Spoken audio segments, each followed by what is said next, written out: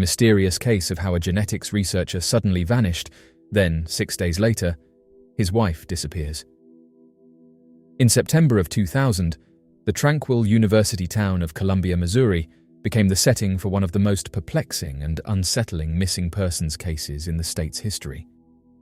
Within a span of 6 days, 2 Chinese nationals, Yinzhou Zheng, a respected University of Missouri graduate student and genetics researcher, and his wife Sun, vanished without a trace.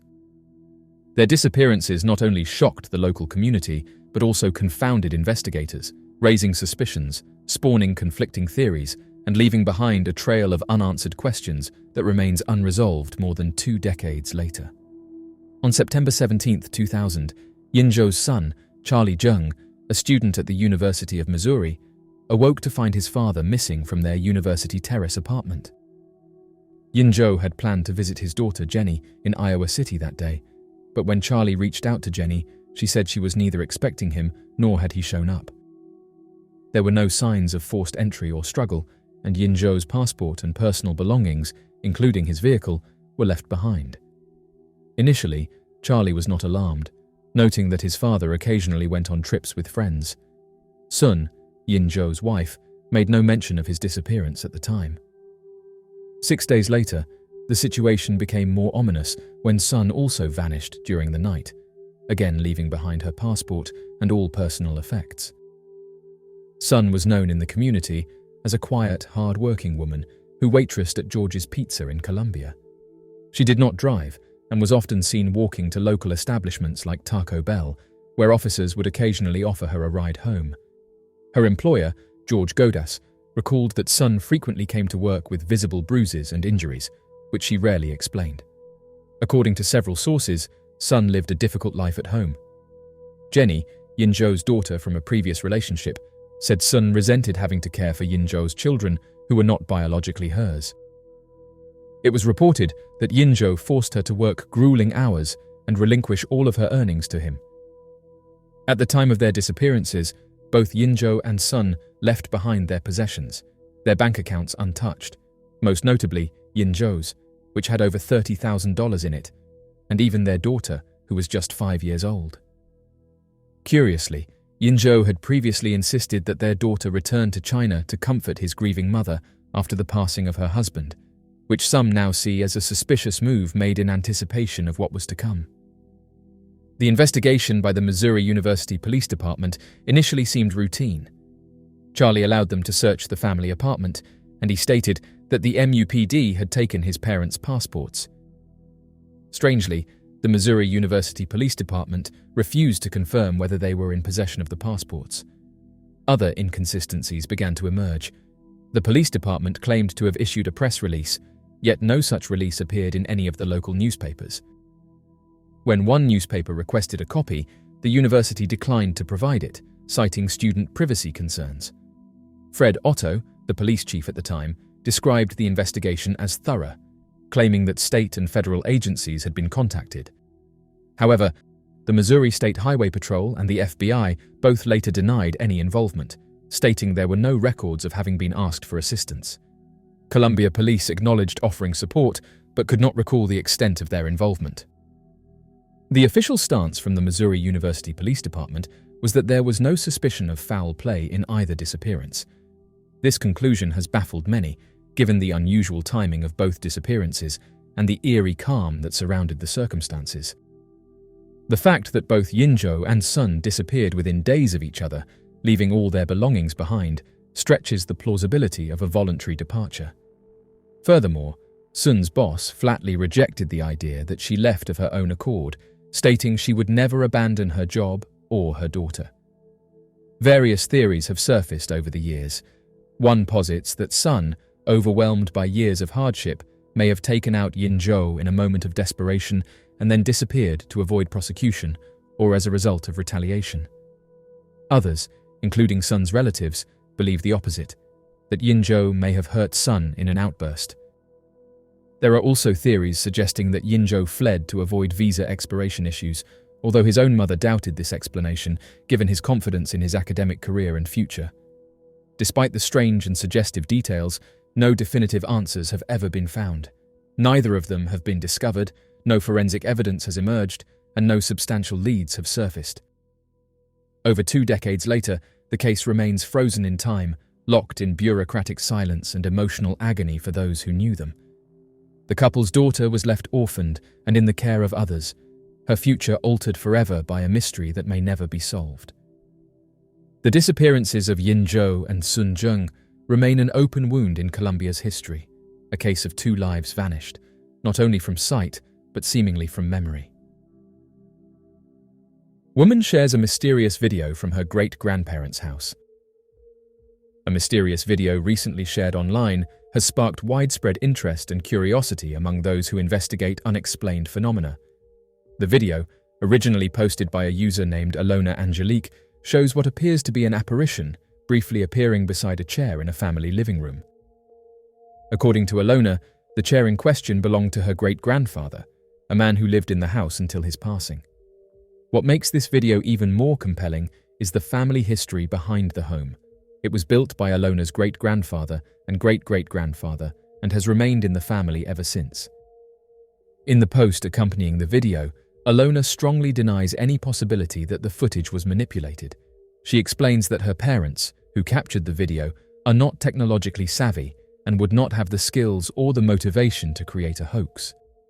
Furthermore, she emphasized that their home is well protected, equipped with an alarm system and a notoriously loud front door that would make any unauthorized entry highly noticeable. There were no signs of a break-in, and the property itself is located on a quiet peninsula, far removed from town and unlikely to attract random intruders. The footage was originally sent to Ivona by her mother months earlier, and she had forgotten about it until recently joining a group dedicated to paranormal activity. Upon rediscovering the clip, she felt compelled to share it with the online community.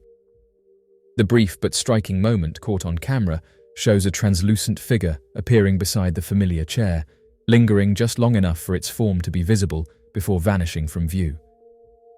The resemblance to her great-grandfather, according to Ivona, is unmistakable. What makes the case especially intriguing is not just the clarity of the figure, but also the emotional resonance it holds for the family. The home is not just a structure, it's a space built with love and inhabited by multiple generations. The appearance of a figure resembling the great-grandfather in such a personal, meaningful location has led many to suggest that this may be a visitation rather than a random haunting. Some believe that spirits can linger in places that held great emotional significance to them during their lives, and this sighting may be a reflection of that theory. Online responses to the video have been a mix of awe, curiosity, and skepticism.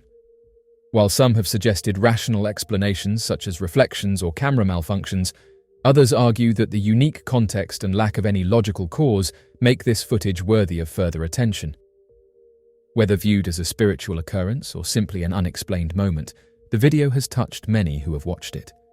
Ultimately, the story behind this mysterious video adds another layer to the ongoing conversation about what lies beyond ordinary experience. For Ivona and her family, it is more than just a clip. It is a potential moment of connection with a beloved family member whose presence may still linger in the home he helped build. The mystery of Bwasjukan. In the early 1980s, the small Swedish town of Bua in Halland found itself at the center of a medical mystery that would baffle doctors, scientists, and residents alike. Known locally as Bwasjukan, literally the Bua disease, this strange and sudden condition began spreading among school-aged children, particularly young girls between the ages of 12 and 13. The first cases were reported in 1982, and within 5 months, the mysterious affliction had spread to neighboring towns such as Veddige, Borås, and Mölndal. Then, just as quickly as it began, the outbreak vanished without explanation, leaving behind no trace but questions. The symptoms of Bwasjukan were both specific and alarming. Children, particularly girls, began reporting pain in their hips, difficulty walking, and severely limited mobility. Some were hospitalized and subjected to traction treatments, a method involving pulleys and weights designed to rest and stretch the hip joints. Others used crutches to move about their schools, which quickly began to resemble hospital wards. Despite widespread concern, doctors could not identify any clear medical cause. Investigations included collaboration with the Centers for Disease Control and Prevention in the United States, but even advanced testing failed to turn up evidence of a virus or infection. Remarkably, the afflicted students eventually recovered on their own, with no long-term health effects. Thomas Jakobsen, a school nurse at Bodøskolen in Borås during the outbreak, recalled the strangeness of the event. Students would show up to his office one after another, all complaining of similar symptoms. The school doctor couldn't make sense of it, and many students were referred to orthopedic clinics. Although Bua was the epicenter, other schools and towns began experiencing similar outbreaks, with no clear pattern to explain the spread. One of the earliest known cases, Malin Kjellberg, recounted how the condition emerged in her own life. She first experienced pain at the age of 11 and was soon hospitalized. Traction was applied in an attempt to treat her hip, but the stay was more curious than frightening for her. Soon after, she was given crutches, and to her surprise, so were many of her classmates. Within weeks, it wasn't just a few individuals affected, it was the majority of her class, and eventually, most of the town. Orthopedic specialists at the time noted some signs of inflammation and initially suspected a viral cause, though tests consistently came back inconclusive.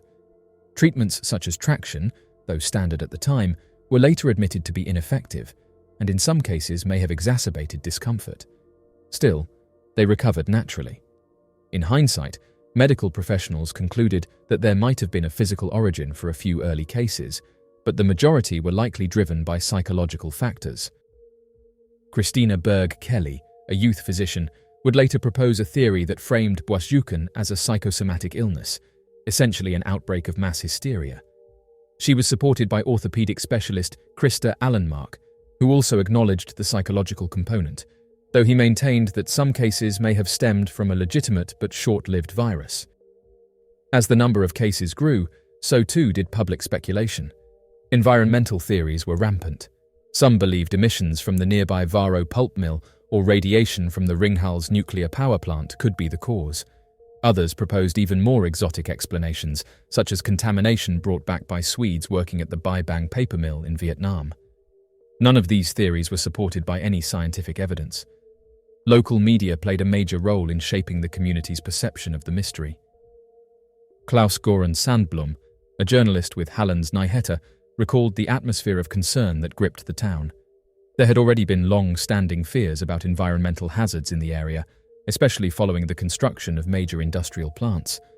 Sandblom described how people feared that something dangerous might be leaking into the water or air, and the sight of schoolchildren in pain only deepened their anxiety.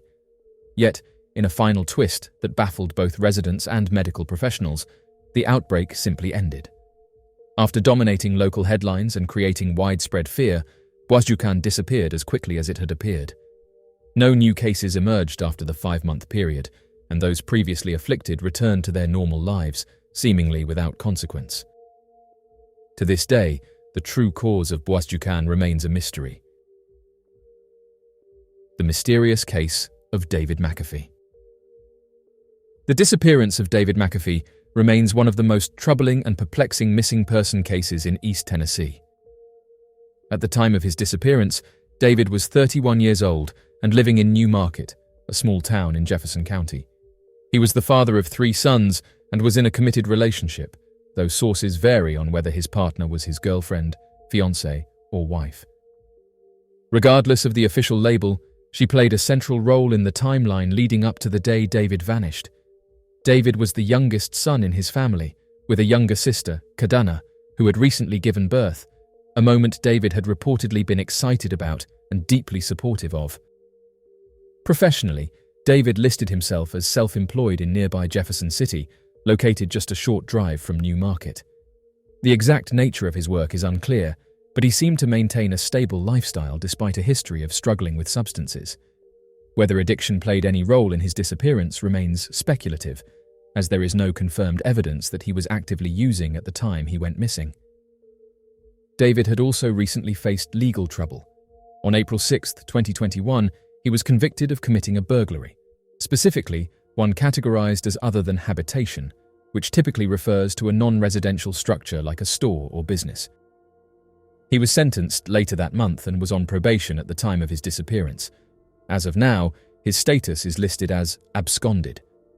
The events of October 28, 2021 unfolded like any other ordinary day until they took a sudden and disturbing turn. David was last seen at 7:15 in the morning, asleep beside his partner at their home off Old Dandridge Pike. Later that day, he was reportedly working on a friend's truck and was seen by a neighbour in the area. By 2:30 in the afternoon, he had gotten a ride to a BP gas station off Asheville Highway, where security footage captured him purchasing cigarettes. His partner returned home around 3:45 in the afternoon, expecting to find him there, but the house was empty. His gaming console, however, was still on, an odd detail that suggested he hadn't planned to be away for long. Despite several unanswered calls, David finally spoke to his partner around 5:30 in the afternoon, claiming he was still working on the truck. At 6:13, he texted a friend, and then, just over an hour later at 7:30, his partner received 3 alarming crash detection alerts from his iPhone. These alerts, a safety feature for detecting car crashes, were immediately concerning. When she contacted the Jefferson County dispatchers, they informed her that no crashes had been reported in the area. Acting quickly, she drove to the crash's reported location, but found no sign of an accident or David. The following day, David's partner reported him missing. Soon after, his phone was located behind the Providence Church in Jefferson City. The device appeared to have been thrown against a wall, possibly triggering the crash detection software. There was also an incomplete attempt to dial 911 from the phone, which never went through. The final GPS ping placed the phone on Walnut Avenue, just a short distance from the church.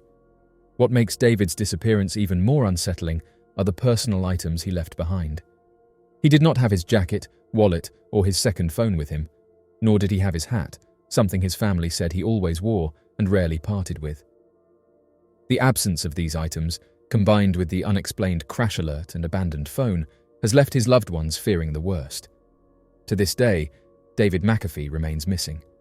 With no confirmed sightings, no activity on his accounts, and no new leads, the case remains open but stagnant.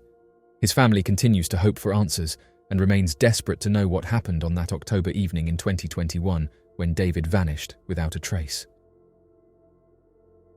The mystery of Mary Ann Johnson. In the heart of Los Angeles, on a seemingly ordinary winter day in January 1994, 54-year-old Mary Ann Johnson stepped out of the Robinson's May department store where she worked and disappeared without a trace.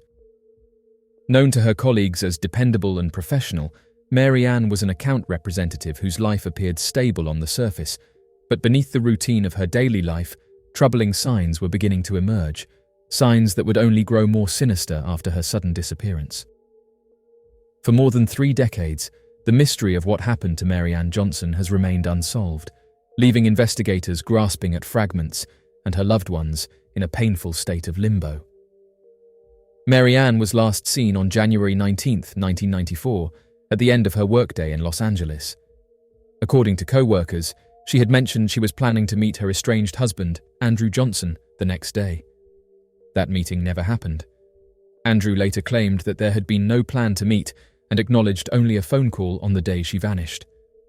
This conflicting account immediately raised suspicions and became one of many puzzling inconsistencies that would frustrate investigators.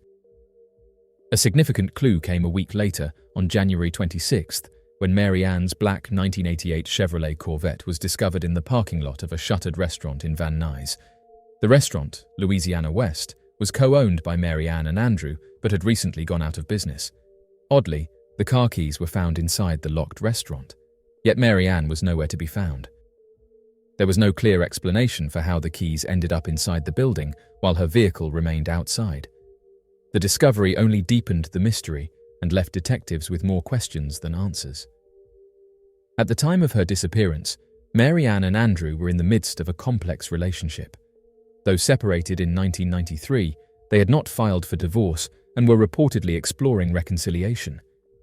Their shared ownership of a failed business and their uncertain romantic status created a tangled backdrop to an already perplexing case. It was unclear whether Mary Ann's disappearance was connected to personal turmoil, professional hardship, or something more sinister. One of the most alarming elements of the case came to light only after her disappearance. In late December 1993, just weeks before she vanished, Mary Ann had been approached by 3 unidentified men. According to a report filed later by her sister, the men claimed they had been paid $800 to break her legs. Rather than carrying out the attack, they chose to warn her. They refused to name the individual who had hired them, leaving Mary Ann and her family shaken and without answers. This chilling encounter became a central focus of the police investigation and solidified suspicions that Mary Ann had been targeted. Detective Robert Cosley of the LAPD's West Valley Division confirmed the importance of this threat, stating it was a key factor that led authorities to suspect foul play. As days turned into weeks and weeks into months, the case evolved from a standard missing persons file into a probable homicide investigation. By June 1994, authorities publicly acknowledged their belief that Mary Ann may have met with foul play. Her complete lack of contact, combined with the ominous threat she received just weeks earlier, pointed to a darker narrative. Despite intense investigation and public interest at the time, no suspects were ever arrested and no body was found. The case fell into the category of unsolved disappearances, a haunting mystery made all the more painful by the tantalizing clues that seemed to lead nowhere. Over the years, detectives and journalists have speculated about possible motives, including financial troubles, romantic entanglements, or hidden enemies tied to her personal life or business ventures. But in the absence of hard evidence, none of these theories have ever moved beyond conjecture. Now, more than 30 years later, the case of Mary Ann Johnson remains a tragic and unresolved chapter in Los Angeles' long history of missing persons. Her name continues to appear in databases dedicated to the vanished, and her face remains frozen in time on digital posters and cold case archives. For her family, the grief of not knowing has never lifted. Every year that passes without a resolution is another year without peace. What happened to Mary Ann Johnson that January evening in 1994 may never be fully known. The trail has gone cold, and the few clues that once seemed promising have faded with time. The mysterious Joshua Ward House image.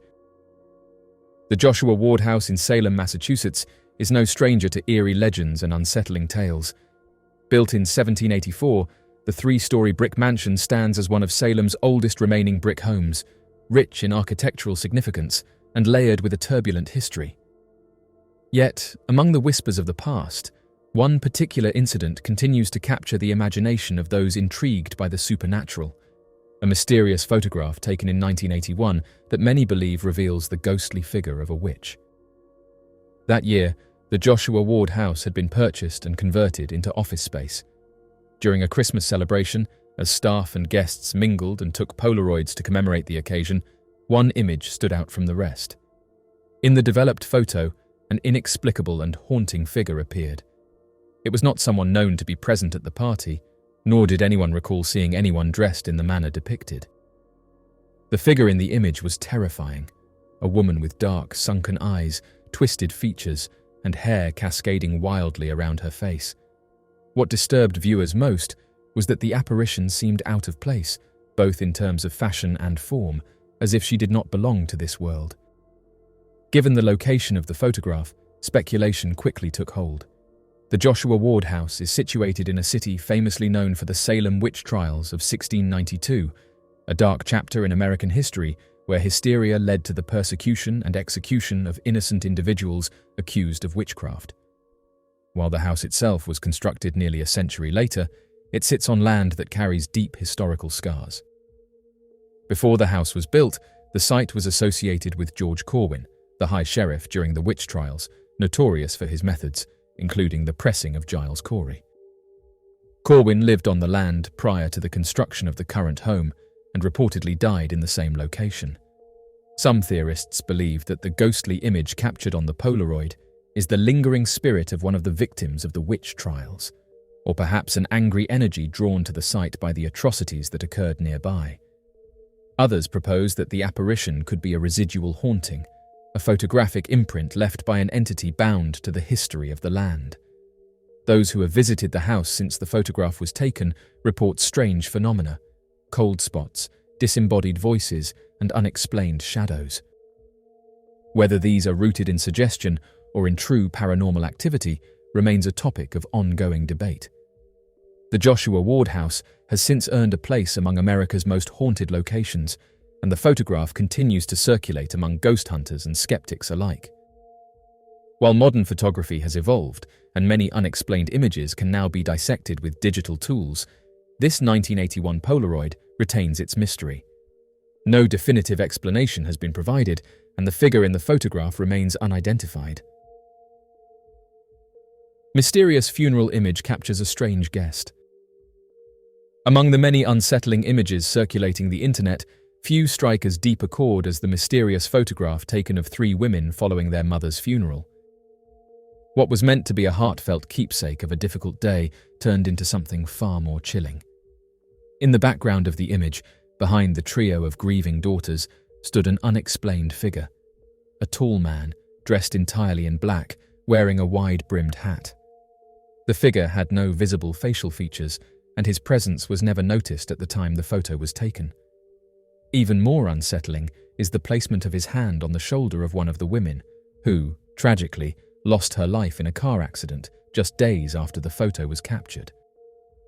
This eerie figure has since become associated with what many refer to as the Hatman, a shadowy entity reported in numerous cultures across the globe.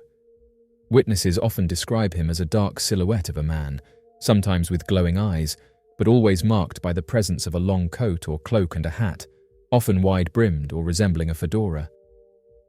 What sets the Hatman apart from other shadow figures is the widespread belief that his appearances are more than mere tricks of the light or imagination. His arrival is often linked to ominous feelings, sleep paralysis, and in some accounts, even misfortune. The photo has since sparked deep conversations among those who investigate paranormal phenomena. The timing of the young woman's passing so soon after the picture was taken has led some to believe that the Hatman in the image was not just a symbolic presence, but an actual harbinger of doom. While skeptics argue that the figure could be a photography artifact, a guest mistakenly captured, or even a digital manipulation, the women who experienced the event insist that there was no man behind them when the picture was taken. The Hatman is often grouped with a broader category of entities known as shadow people. These figures are typically seen in the periphery of vision, moving silently and quickly across rooms or through hallways. Descriptions consistently emphasize their lack of detail. No facial features, no distinct clothing patterns, only a human-like silhouette cloaked in darkness. What is particularly unnerving about shadow people is their movement. Witnesses frequently report that these beings glide effortlessly, almost as though they are unbound by the physical laws that govern the natural world. In this particular case, the photograph adds a disturbing visual layer to what is usually a fleeting, momentary encounter. The clarity of the image, combined with the tragic events that followed, has cemented its place in modern folklore surrounding shadow entities. Whether interpreted as a supernatural occurrence, a warning, or an unexplained coincidence, the presence of the Hatman in this funeral day photograph continues to unsettle and provoke reflection. It stands as a haunting reminder that some images capture more than what meets the eye, and that sometimes the veil between the seen and unseen is thinner than we think. Parachute discovered in North Carolina outbuilding may hold the key to solving the 53-year-old D.B. Cooper mystery. More than half a century after the infamous hijacking that captivated the nation, new evidence may have surfaced that could finally crack the enduring mystery of D.B. Cooper. A parachute recently discovered in an outbuilding on a North Carolina property could be the long-sought physical link to the man who, in 1971, jumped from a hijacked commercial jet with $200,000 in ransom money and vanished into legend. The parachute, found by retired pilot and skydiver Dan Grider, is drawing renewed attention to a case that remains the only unsolved hijacking in US aviation history. On November 24, 1971, a man using the alias Dan Cooper boarded a flight from Portland to Seattle, dressed in a business suit and acting calm. Once the plane was airborne, he handed a flight attendant a note claiming he had a bomb in his briefcase. He then demanded $200,000 in cash and 4 parachutes. Upon landing in Seattle, authorities complied with his demands, after which he released the passengers and ordered the crew to fly toward Mexico City.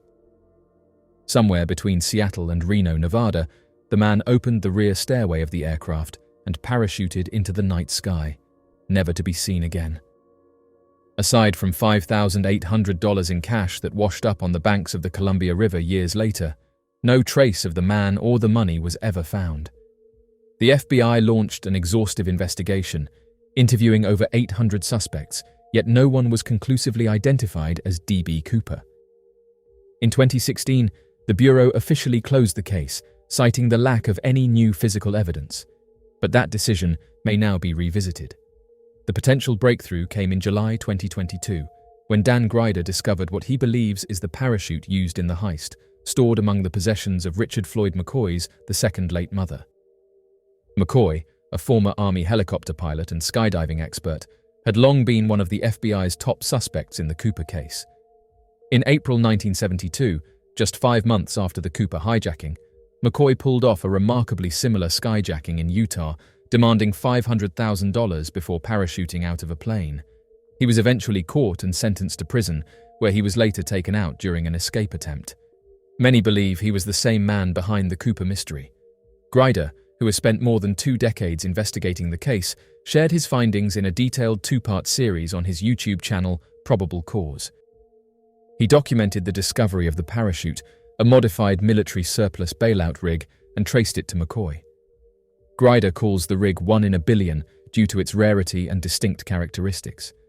The parachute had been carefully stored and maintained, hidden away in a storage building on the McCoy family property for years.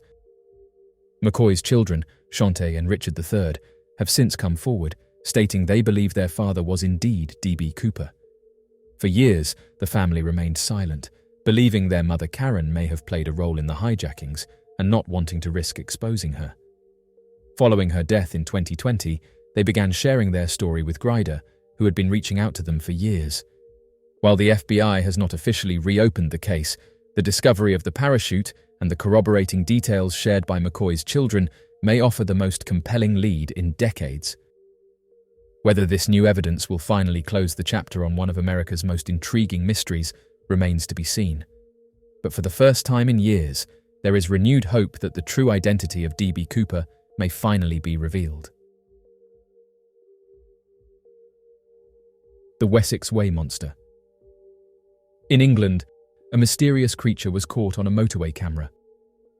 A strange humanoid named variously as the Wessex Way monster, the Wessex Way creature, or the highway crawler of England, was seen on camera on an English highway sometime around the year 2007. Images in the form of still photos show what looks to be a head that is similar to a human, complete with legs and an upper torso, and it can run on all fours. Curiously, inhabitants in the region claimed that authorities began to investigate after this tape was made public, and further reports of sightings came from people who claimed to have seen a 4-legged monster that bore a striking similarity to a werewolf. After the video was made public, investigations produced little results, but oddly, several people came forward and described how they had seen weird animals prowling the area in the early 2000s. According to the eyewitnesses, the creature resembled a giant hairy humanoid, or werewolf. It could move at extremely high rates and was frequently seen leaving a scene before a good photo could be taken.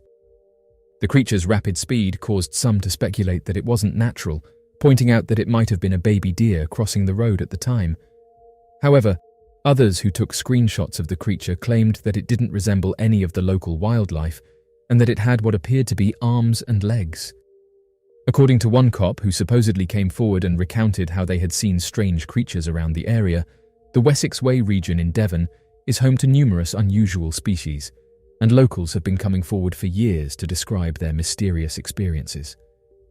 Mrs. Green, one of the eyewitnesses, reported seeing a big, bipedal, canine-like creature with broad shoulders, robust, muscular legs, and a pointed nose that resembled the Wessex Way monster. It was further described as having blazing eyes and sharp teeth, being between 6 and 7 feet long, and appearing to be able to stand on its hind legs. Its fur was either grey, black, or brown.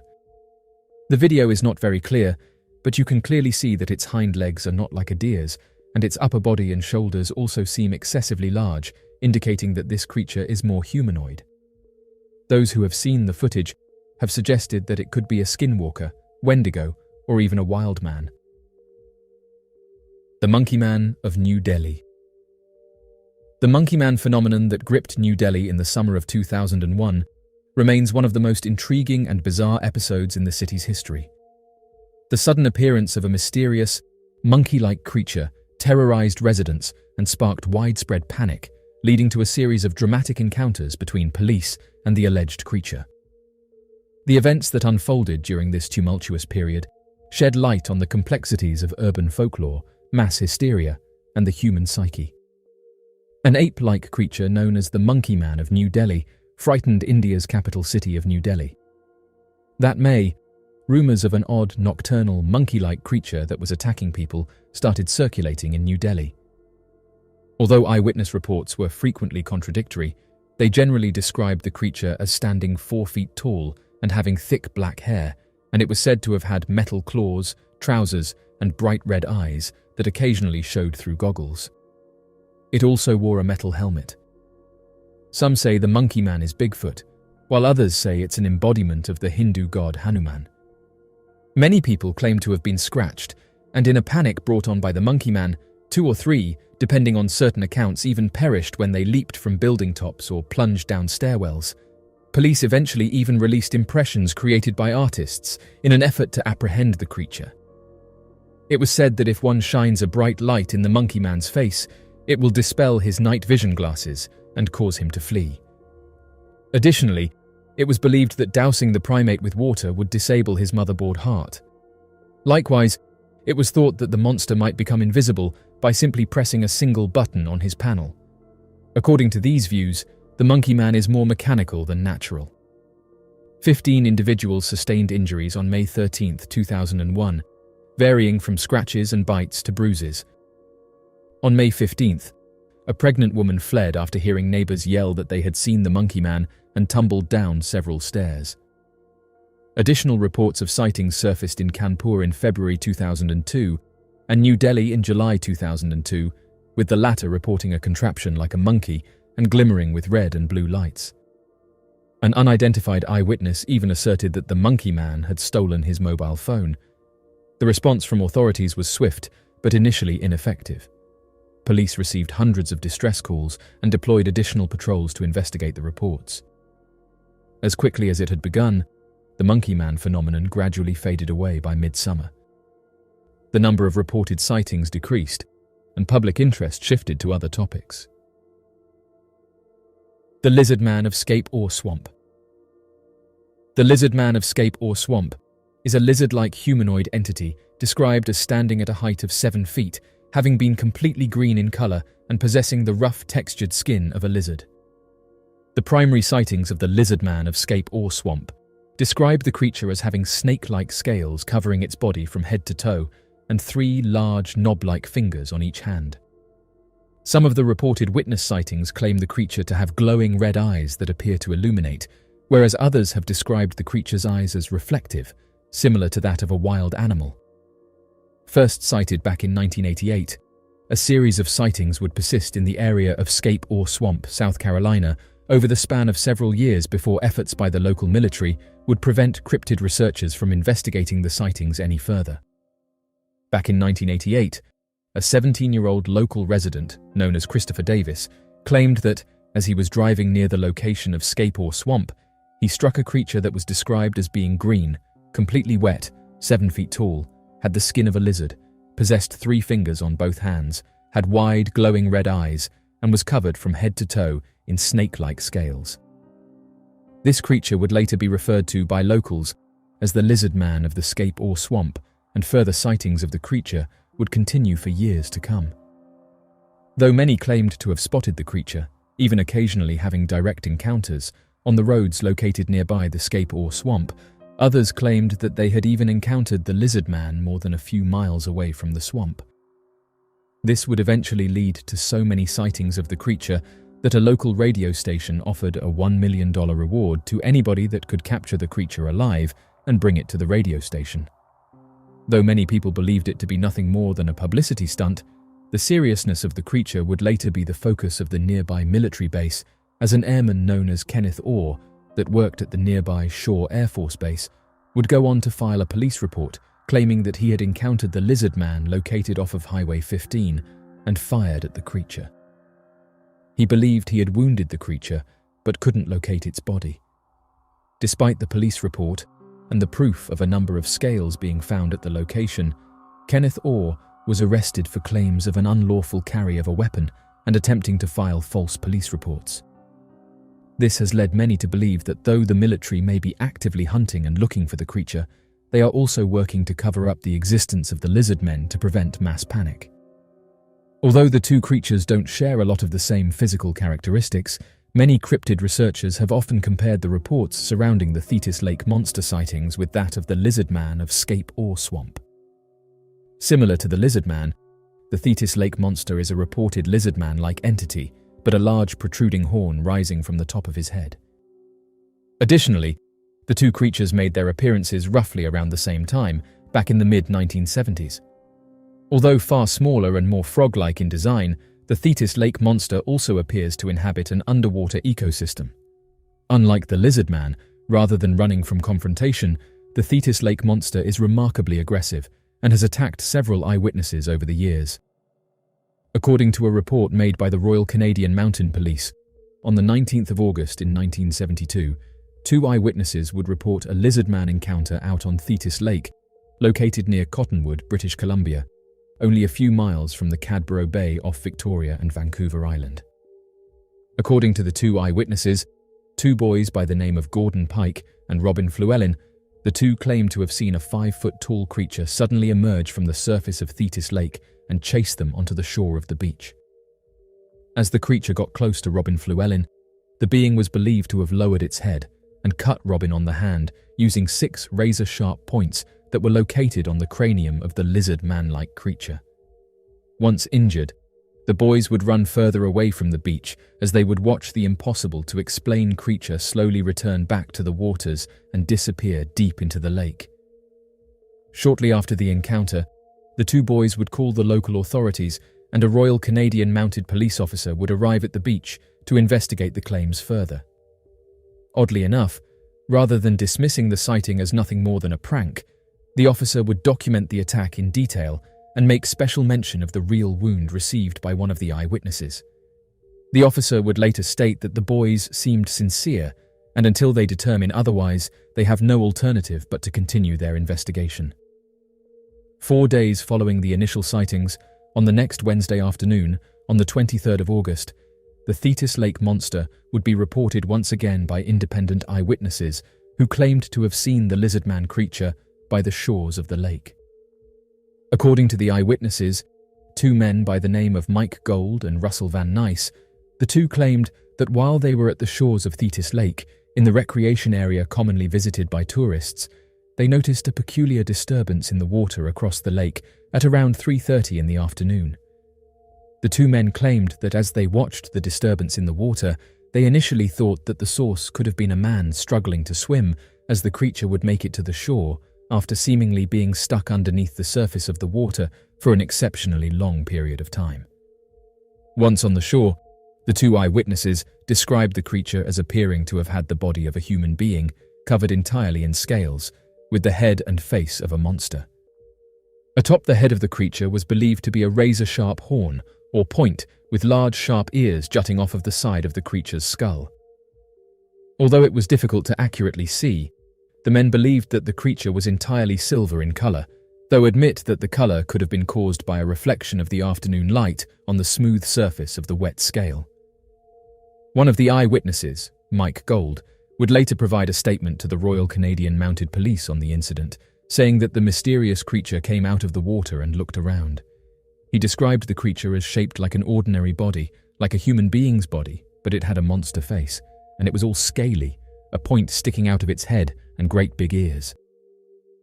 Although these 2 sightings would be the only known detailed reports surrounding the strange creature, rumors surrounding the Thetis Lake claim that man-sized serpent-like creatures are often spotted in the area surrounding the lake and in the nearby bay.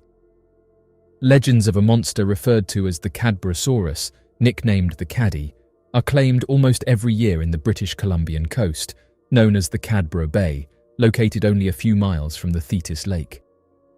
Although the serpent creature of Cadborough, referred to as the Caddy, is often described by eyewitnesses as being similar in design to the Loch Ness Monster, Continued sightings of frog-like and lizard-like humanoids have been made all throughout the surrounding region of the Cadborough Bay.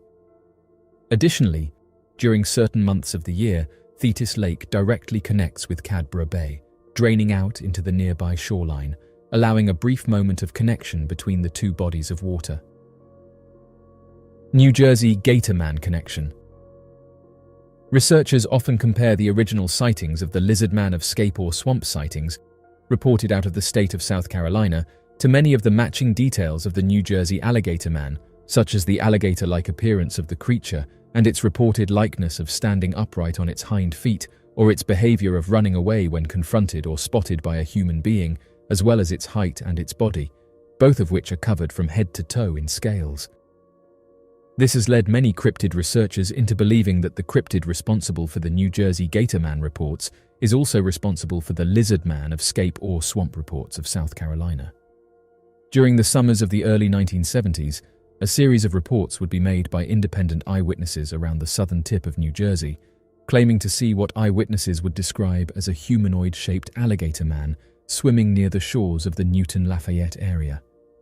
Known as the New Jersey Gator Man, according to the hundreds of residents over the course of 5 years, reported between 1973 to 1978, the man-like alligator would be seen swimming in the water, diving down and staying submerged for long periods of time and leaving the water, walking on the shore on its 2 hind legs, similar to that of a man. During the first year of the creature's appearance, back in 1973, a reporter would investigate the sightings of several eyewitnesses who claimed to have been walking by the shores of the Newton-Lafayette area when they noticed what they originally believed was a flailing man in the water.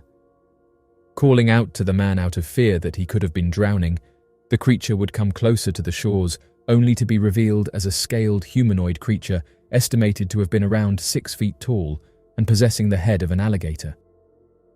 Although the local authorities were uninterested in the reports, the journalist would publish his story in a local newspaper, giving the creature its iconic name and comparing its existence to an ancient Native American story in the region.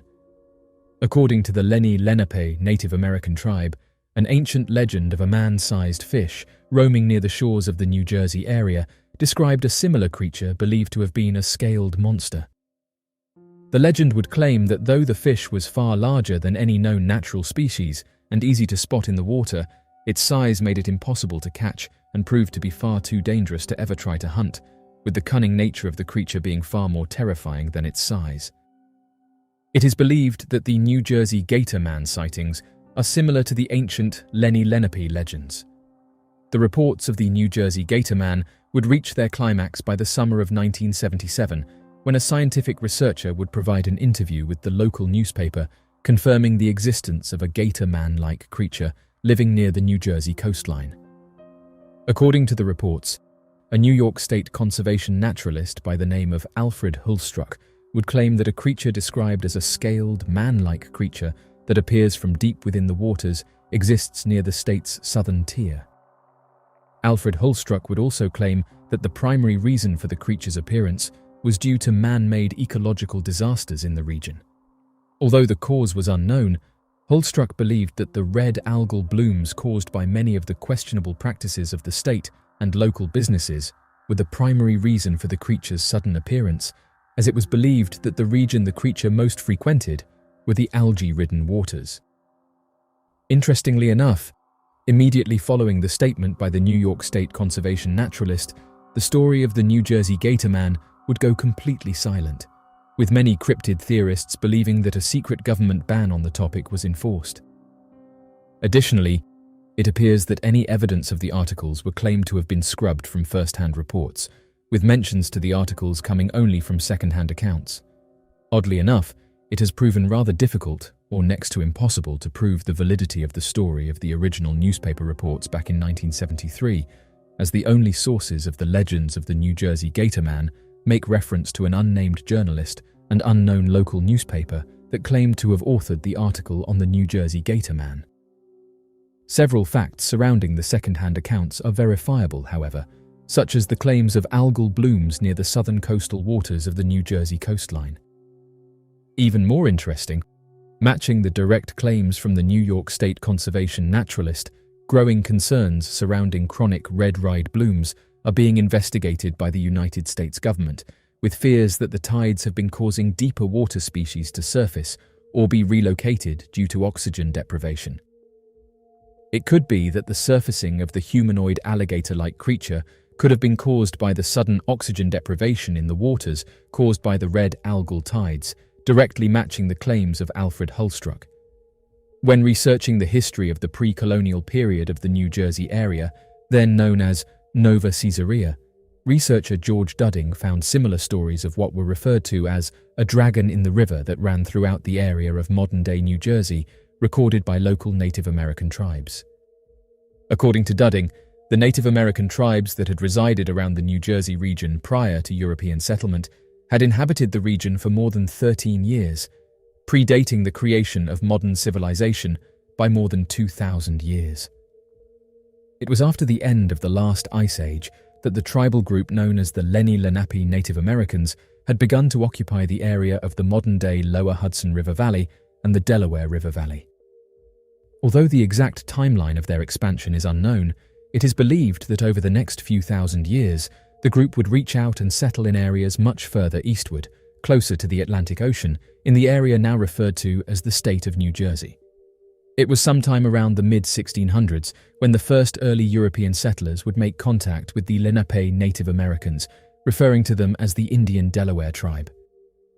It was during this initial contact that many of the Native Americans warned the early European settlers to not build around the Delaware River, referring to the area as the Poquessing, a term that translates to mean the cursed place of the river dragon. Not believing the story and instead assuming that the legends were mere fabrications created to convince the settlers to live in areas much further away from the Native American territories, many of the European settlers decided to set up their colonies surrounding the Delaware River, given its ease of access for trade, transportation, and fishing. Oddly enough, it appears that the legends told to the settlers by the Native Americans were founded in some form of truth, as many of the early European settlers would tell strange stories of dragons spotted in the rivers, by the rivers, and near the surrounding woods throughout the region. Once the Swedish explorers arrived in the region, the name of the Delaware River was referred to as Drake Kill, a combination of two Swedish words that translates to mean the Dragon River. Today, creeks and tributaries surrounding the Delaware River hold names like Poquessing Creek or Drake Kylan, which translate to reference dragons or man-sized reptiles spotted in the creeks and rivers in those areas. Loveland Frogman. Commonly referred to as the Loveland Frogman or the Ohio Frogman, this creature appears to be a small humanoid creature akin to a frog standing up on hind legs and standing at a height of 3 to 4 feet tall. The frogman is commonly sighted around the state of Ohio and tends to be seen near waterways, rivers, lakes, or ponds. According to eyewitness descriptions of the creature, the Loveland Frogman has a large head compared to its small body size, with large bulging eyes that almost appear to be popping out of their head, similar to that of a frog. Their mouths are typically described as being exceptionally wide, with large razor-sharp teeth that are sometimes seen when the creature opens its mouth. The skin of the creature is commonly described as being greenish or greyish in colour and holds a texture similar to that of tanned leather. In many of the frogman sightings, the creature has been reported as huddling together in groups while holding a glowing, sparkling wand that has been compared to a 4th of July hand sparkler. The 1955 Robert Honeycutt sighting. Back in the early spring of 1955, a 19-year-old man by the name of Robert Honeycutt claimed to have encountered a small humanoid creature while traveling through Clermont County. According to the eyewitness report, the event occurred sometime between March and May when Robert Honeycutt was driving down an isolated road that resides alongside the Little Miami River. At around 3 to 4 in the morning, as Honeycutt reached the Madeira Loveland Pike, he crossed a bridge leading across the Little Miami River into Loveland and noticed what he later described as 3 upright, 2-legged humanoid creatures standing along the side of the road, huddled together in a triangular pattern, fidgeting awkwardly. Due to the high strangeness of the event, Robert Honeycutt slowed his vehicle to a stop and looked at the creatures more closely. According to Honeycutt, he had stared at the creatures for approximately 3 whole minutes during which time the humanoid beings made no violent movements or quick reactions to Honeycutt's presence. At one point during the event, however, one of the creatures turned to Honeycutt's direction and made a gesture that Honeycutt interpreted as telling him to stay back or keep moving on. Despite this, the entire experience appeared to have been too mundane for Robert, given the sight of the strange creatures that he would later describing as appearing to have been human-like in their appearance, except for the fact that they appeared to have had green skin and large frog-like heads, standing at an estimated height of about 3 to 4 feet. The most dramatic part of their appearance, however, was that they appeared to have been completely bare, with frog-like bodies featuring large mouths, large eyes, and a complete lack of hair. Although it is uncertain how Robert Honeycutt could accurately have gotten a smell from the creatures, he claimed that when he rolled down the window of his car, he could smell what he described as almonds and fresh alfalfa emanating from the creatures. Before he left the area, he remarked that the creatures appeared to have had webbed hands and feet and were holding up what he described as a wand or chain that was giving off blue sparks that appeared similar to those 4th of July firework sparkler wands.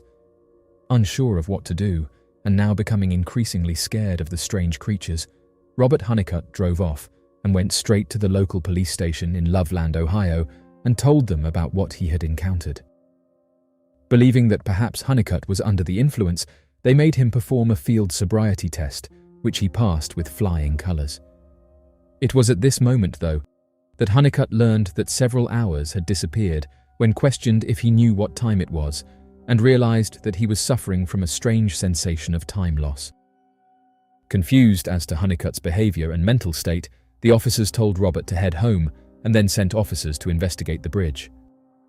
Although the details surrounding the bridge investigation are somewhat conflicting, it is believed that the Loveland Police Department found nothing remarkable at the bridge, but still decided to leave an officer to watch the bridge and the roadways through the night. Some ufologists and cryptid experts believe that Robert Honeycutt's sighting relates more closely with typical UFO and extraterrestrial encounters, as time loss events are very common for alien encounters. It is typically reported that when individuals encounter these mysterious beings, they will have memory gaps or blocks of the event to prevent the event from affecting them, and will often only remember their encounter after repeated sessions of memory recall. Given the strange sparkling wand of the creatures, ufologists believe that the creatures possessed a handheld form of advanced technology more akin to our modern-day smartphones. Due to the fact that this account was recorded back in the early 1950s, such technology would not have been within Honeycutt's mind. The next morning, a more thorough investigation was put into the report, with law enforcement performing a background check into the character of Robert Honeycutt. After a few inquiries, it was deemed that Honeycutt was a reliable witness, as he was a member of the Loveland Civil Defense, an emergency preparedness organization focused on prepping civilians in the event of a nuclear attack during the Cold War. Although it is impossible to confirm, it is believed that the investigation was taken over by the United States Federal Bureau of Investigation before being closed and dismissed as a false report or animal misidentification.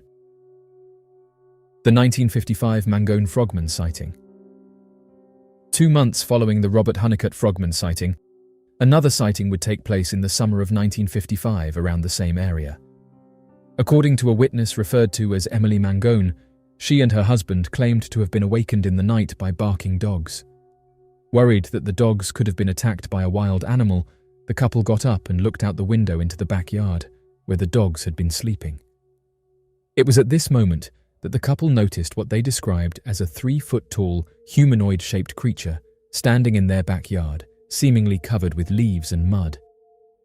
Curious and slightly frightened by whatever was standing in their backyard, the couple quickly turned on their back porch light to get a better view of the creature, causing the humanoid to quickly run back into the nearby woods and hide there. After watching for several more minutes, the couple believed that maybe they had misidentified a wild animal standing up on its hind legs, and so turned off the back porch light to get ready to go back to sleep. After turning off the light, they watched as the strange creature returned into their backyard, causing their dogs to begin barking again. Fearing that the creature was some kind of impossible to explain threat, the couple quickly called the Loveland Police Department and reported a strange man or creature was standing in their backyard harassing their dogs.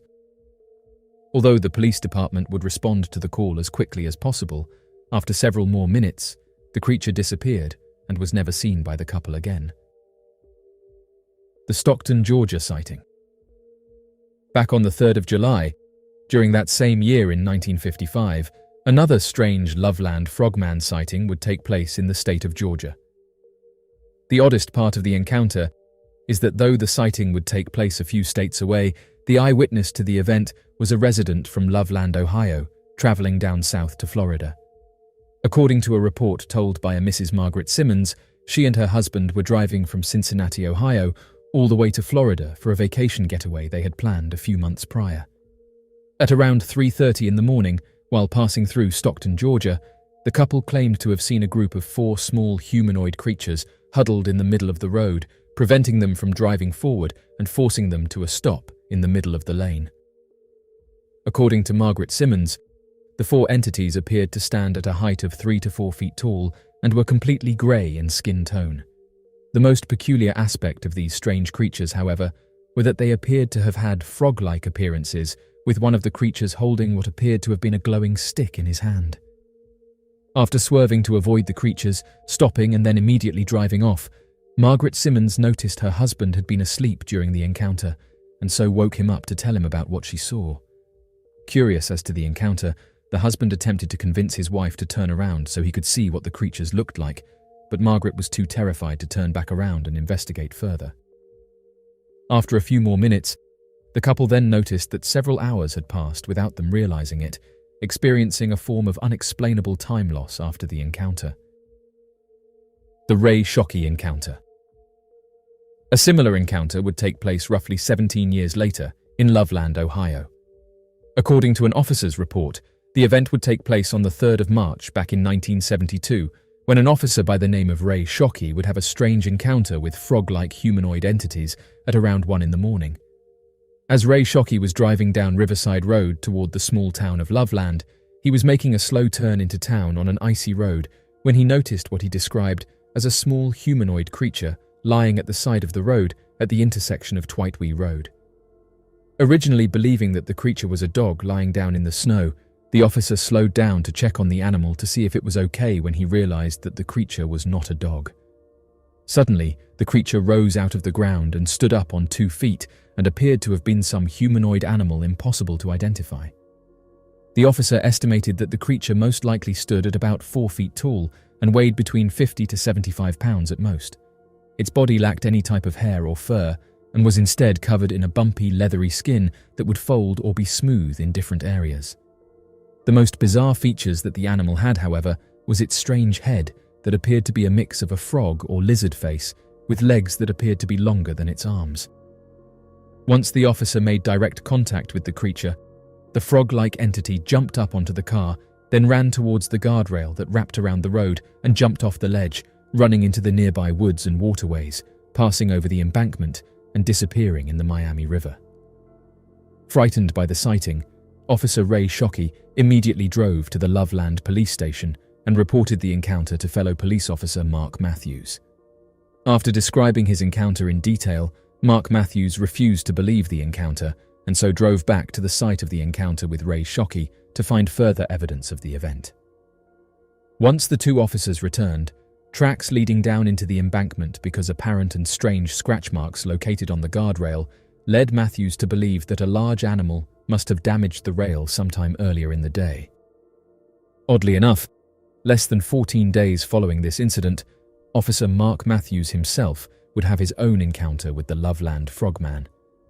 According to a report made by Officer Matthews, on the 17th of March back in 1972, Mark Matthews was driving along a road leading out of Loveland, Ohio, when he spotted what he originally believed was an animal that had passed away lying on the side of the road. Fearing that the body could cause an accident, Officer Matthews pulled over to the side of the road and got out of his vehicle in the hopes of dragging the carcass out from the middle of the road and onto the road berm. Once Matthews stepped out of his car, however, the creature immediately stood up and stared at the officer intently. According to Matthews, the creature appeared exactly like how Officer Ray Shockey had described his encounter, standing roughly 4 feet tall, with leathery skin and the head of a frog. The only additional difference that Mark Matthews noticed was that the creature appeared to have had a long leather tail similar to a lizard's. As the two stared at each other, the creature made a sudden move towards the officer, scaring him into pulling out his pistol and firing at the entity. Although the officer fired several rounds, either the officer missed each shot or the bullets had no effect on the animal as it ran away and leapt over a guardrail, disappearing into the nearby waterways. Matthews would later describe in his report that he believed someone had hit the animal prior to the encounter, given the fact that it appeared to have moved with a lift and was found in the middle of the road incapacitated when he first spotted it. Unfortunately for both officers, Ray Shockey and Mark Matthews, their official police reports of spotting the strange Loveland Frogman would end up causing a great deal of ridicule on their part, affecting their careers and public images for the rest of their lives.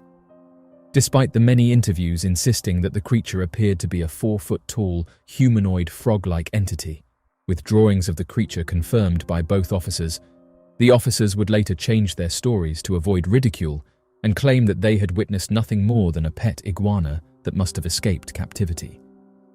It is uncertain whether or not the officers changed their story to avoid ridicule or due to outside forces requiring their cooperation in a cover-up of the events. The Loveland Farmer sighting. During the same month as the Loveland Police Department sightings, a farmer claimed to have directly encountered 4 frog-like or lizard-like humanoid creatures wandering through his farm that resided adjacent to the Little Miami River in Loveland, Ohio. Although the dates surrounding the incident are not specific, the farmer recalled that the event happened sometime in March of 1972 and believed that the creatures were some undiscovered native species to the area, given how they walked around the farm and near the open waterways. According to the farmer, the creatures stood at about 3 to 4 feet in height, had greenish-grey skin with large bulging eyes that almost appeared as if they were popping out of their heads. The farmer also described that the creatures had large mouths that appeared to be filled with rows of razor-sharp teeth. As the farmer attempted to approach the creatures, he watched as they ran off into the Little Miami River and disappeared into the nearby waterways, submerging into the water and vanishing from sight. Later, during that same month, the farmer would claim to have seen the creatures once more standing around the river embankments as he was riding his bicycle into town. Due to having seen the creatures multiple times near the river, he assumed that the creatures must have been a native large amphibious species of alligator or lizard of some kind. Milten Lizard Monster, Milton, Kentucky. According to the original Milten Monster Lizard report, roughly 100 miles away from the small town of Loveland, Ohio, where sightings of frogmen had occurred shortly before, a sighting of a giant lizard-like creature was made in the state of Kentucky near the small town of Milton in Trimble County. According to the eyewitness report, the co-manager of the Bluegrass Body Shop vehicle repair business, a man by the name of Clarence Cable, claimed to have come into direct contact with a giant lizard-like creature hiding behind one of the wrecked vehicles in the Milton junkyard. Cable described the strange lizard creature as having huge bulging eyes like that of a frog, with an elongated leathery-skinned body that stretched to be more than 15 feet in length. According to Clarence Cable, the creature's skin appeared to have been an off-white colour, covered from head to toe in thin black and white stripes that appeared to have been covered in speckles, estimated to have been about the size of a quarter. Running back inside the shop to grab his gun, Cable quickly got out of the area where the lizard was hissing and returned with his rifle ready to defend himself. Unfortunately, by the time he returned, the creature had already disappeared and no traces of its existence could be found. Shortly after the event, Clarence would go on to tell his brother about what he saw, describing the creature as being nothing short of an overgrown monster, but the brother thought that maybe Clarence was playing a prank on him and so refused to believe that the creature was real. A few days later, however, Clarence's brother would have a direct encounter with the creature himself. On the 27th of July, 1975, Garrett Cable claimed to have come across a large lizard monster that crawled out from underneath a wrecked automobile that fit his brother's description, appearing to hiss at him, revealing a forked tongue. After several attempts were made by the creature to attack Garrett, the man soon realized that his brother's encounter was not an over-exaggeration. Scared for his life, Garrett ran inside the body shop and warned his brother that the creature returned, causing the two brothers to quickly arm up and return to the area with their rifles. Once they returned, the creature was nowhere to be found and appeared to have abandoned the area for the time being, similar to the previous encounter. It was at around this time that the two brothers would begin spreading the story of their strange encounter with locals, causing the local news outlets to pick up the story for their papers. 2 days later, Clarence Cable would spot the large, lizard-like creature once more within the Milten junkyard. This time, Clarence was ready with his rifle and attempted to scare the creature away once and for all. In order to get the creature to come out more into the open, Clarence began throwing rocks at the large lizard, striking it several times on the head. Oddly enough, rather than crawling out from underneath one of the wrecked vehicles, the lizard stood up on 2 legs after being pelted by the rocks and started running away into the nearby forest. Believing that this creature was a humanoid monster of unbelievable proportions, Clarence opened fire on the beast as it ran towards the nearby woods, but realized the bullets had no effect on the creature. After reporting the 3rd sighting to a local news outlet, the creature was known locally as the Milten monster, or the Milten Lizard, and nearby hunters attempted to track down and hunt the beast, fearing that it might attack a person if left to itself. On the 7th of August of that year, the local news would publish an article in the Trimble County Banner titled, "Monster Still Sought." Unfortunately, the creature was never seen or located again. Interestingly enough, many of the townsfolk accepted that the creature was real, given the fact that local town legend dating back as early as the 1800s reported an encounter with a creature fitting the same description as those reported by the Cable brothers.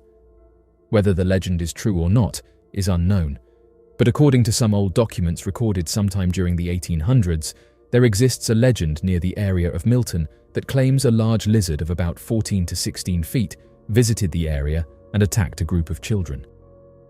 According to the legend, 2 boys who lived nearby in the small town decided to go fishing in the nearby river in the summer in order to catch some fish for dinner to take home to their parents. As they were hanging around the embankment of the river, splashing each other and playing in the water while fishing, one of the boys noticed what appeared to have been a large log floating nearby. Believing that the log was nothing more than an old tree that had gotten swept by the river, the kids paid no attention to the floating entity until it came too close for them to get away.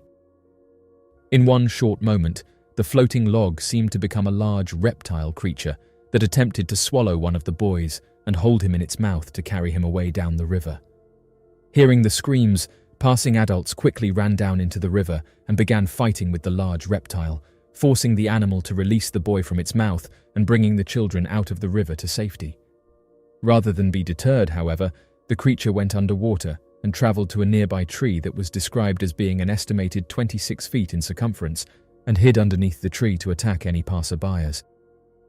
Fearing that the creature would attack again, several men started to cut down the tree to get to the animal before anyone else could get hurt. But once the tree was cut down, the large reptile emerged from the tree and was reported as running away on 2 feet, standing at a massive 14 to 15 feet in height as it traveled down into the river and disappeared into the nearby woods. The Green-Clawed Beast Encounter.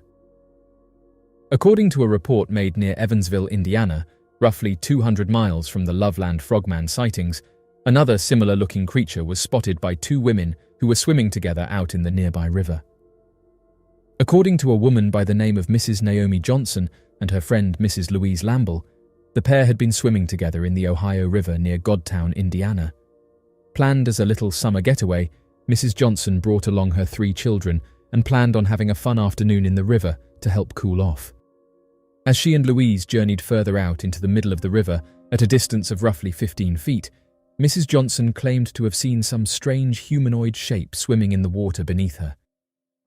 A few seconds later, Mrs. Johnson was pulled underwater by what she described as a webbed hand and believed that the creature was a strange frog-like humanoid person that appeared to look similar to the creature from the Black Lagoon. Underwater for over a minute, Mrs. Johnson continued kicking at the creature to get away and luckily got loose from its grip as Louise Lamble swam over and attempted to scare away the creature. Immediately, the 2 women and the children got out of the river and claimed they got a good look at the creature in the river, describing it as a green monster covered fin scales with claw-like hands that had 3 fingers on each hand. Several days following the incident, the women came forward about their story and told local news outlets about what they had encountered, supported by the witness testimony of themselves and the children. Shortly thereafter, a man who identified himself as a United States Air Force member claimed that the incident was an issue of national security and must not be spoken about to anyone else. Unfortunately for the strange man in black type character, the news outlets already began running the story, and the encounter would gain local fame and become known as the Green-Clawed Beast. Navajo Rangers report mysterious encounters. In Navajo Nation parks, it is the duty of a Navajo Park Ranger to safeguard and conserve the natural and cultural treasures. A Navajo Park Ranger's specialized tasks may include patrolling and keeping an eye on park areas to guarantee the security of guests, park assets, and animals. Offer interpretive services, such as teaching guests about the history, natural resources, and cultural aspects of the park. Upkeep and repairs should be made to all park amenities, such as campgrounds, picnic spots, and pathways. It's interesting to note that authorities in the Navajo Reservation in the American Southwest have reported seeing unusual things in recent years. Although many officers choose not to discuss their experiences, some have come out in recent years to relate some of the mysteries and legendary stories associated with this place. Situated southeast of Ballard, Utah, this site has gained notoriety in recent years as a portal to another dimension, replete with unexplainable events and paranormal experiences. The Skinwalker Ranch moniker was bestowed to the property because of the overwhelming volume of strange encounters that have occurred there in recent years. It's interesting to note that farmers and landowners have come forward with accounts of encountering creatures that seem to be able to defy all logic, causing them to be driven from their homes out of fear that something might happen to them. It's said that the entire area surrounding Utah and the Navajo Nation has been home to these mysterious creatures. One of the problems is that the cops sometimes face ridicule when they report these kinds of incidents. The Navajo Nation police, on the other hand, have a different perspective and take these sightings and encounters seriously.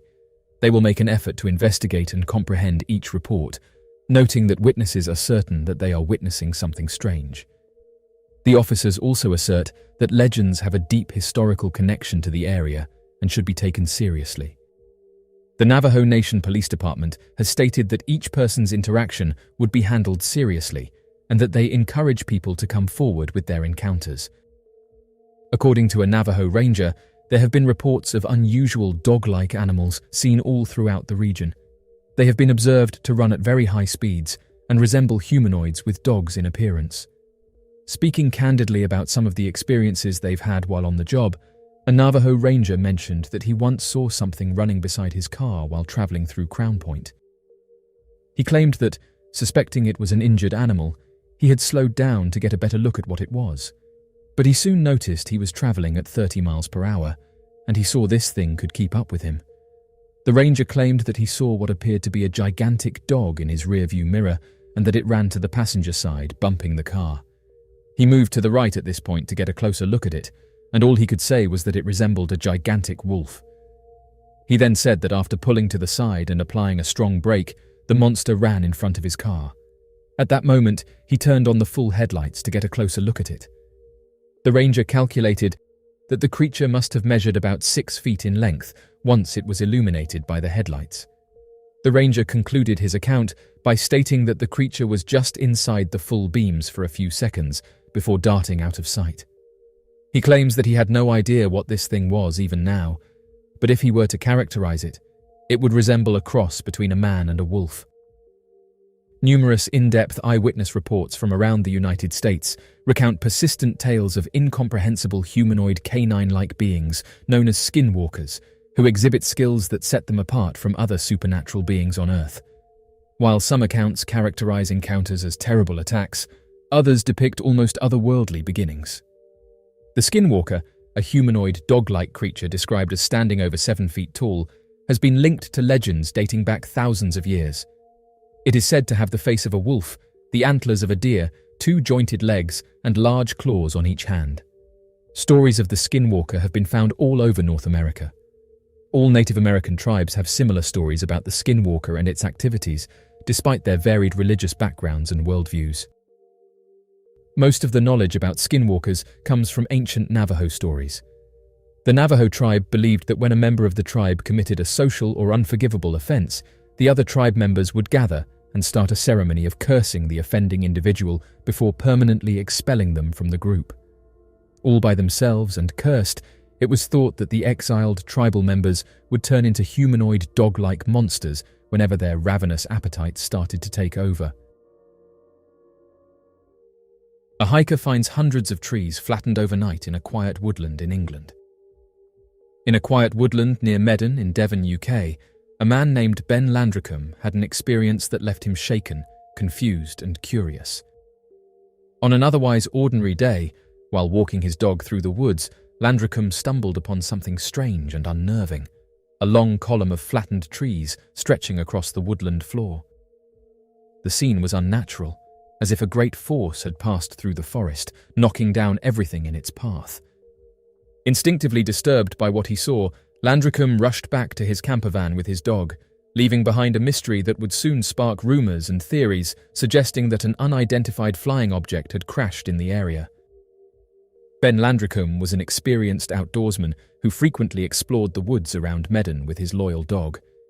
However, this particular walk in the Devon woods would be unlike any he had experienced before. On this day, while following a familiar trail, he noticed something odd in the distance.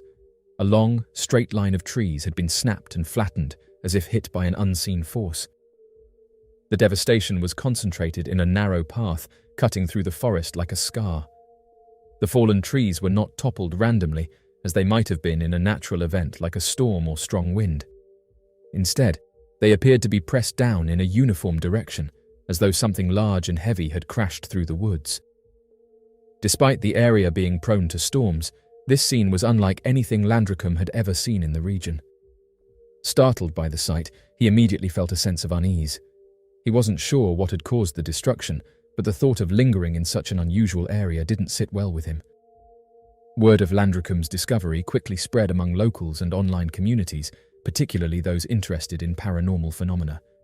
The strange nature of the flattened trees, combined with the lack of a clear explanation, led to widespread speculation. One of the most popular theories to emerge was that an unidentified flying object had crashed in the woodland, creating the path of destruction. Devon, like many other rural areas, has a history of UFO sightings and unexplained phenomena. The isolated forests, expansive skies, and quiet atmosphere have long made the region a hotspot for mysterious occurrences.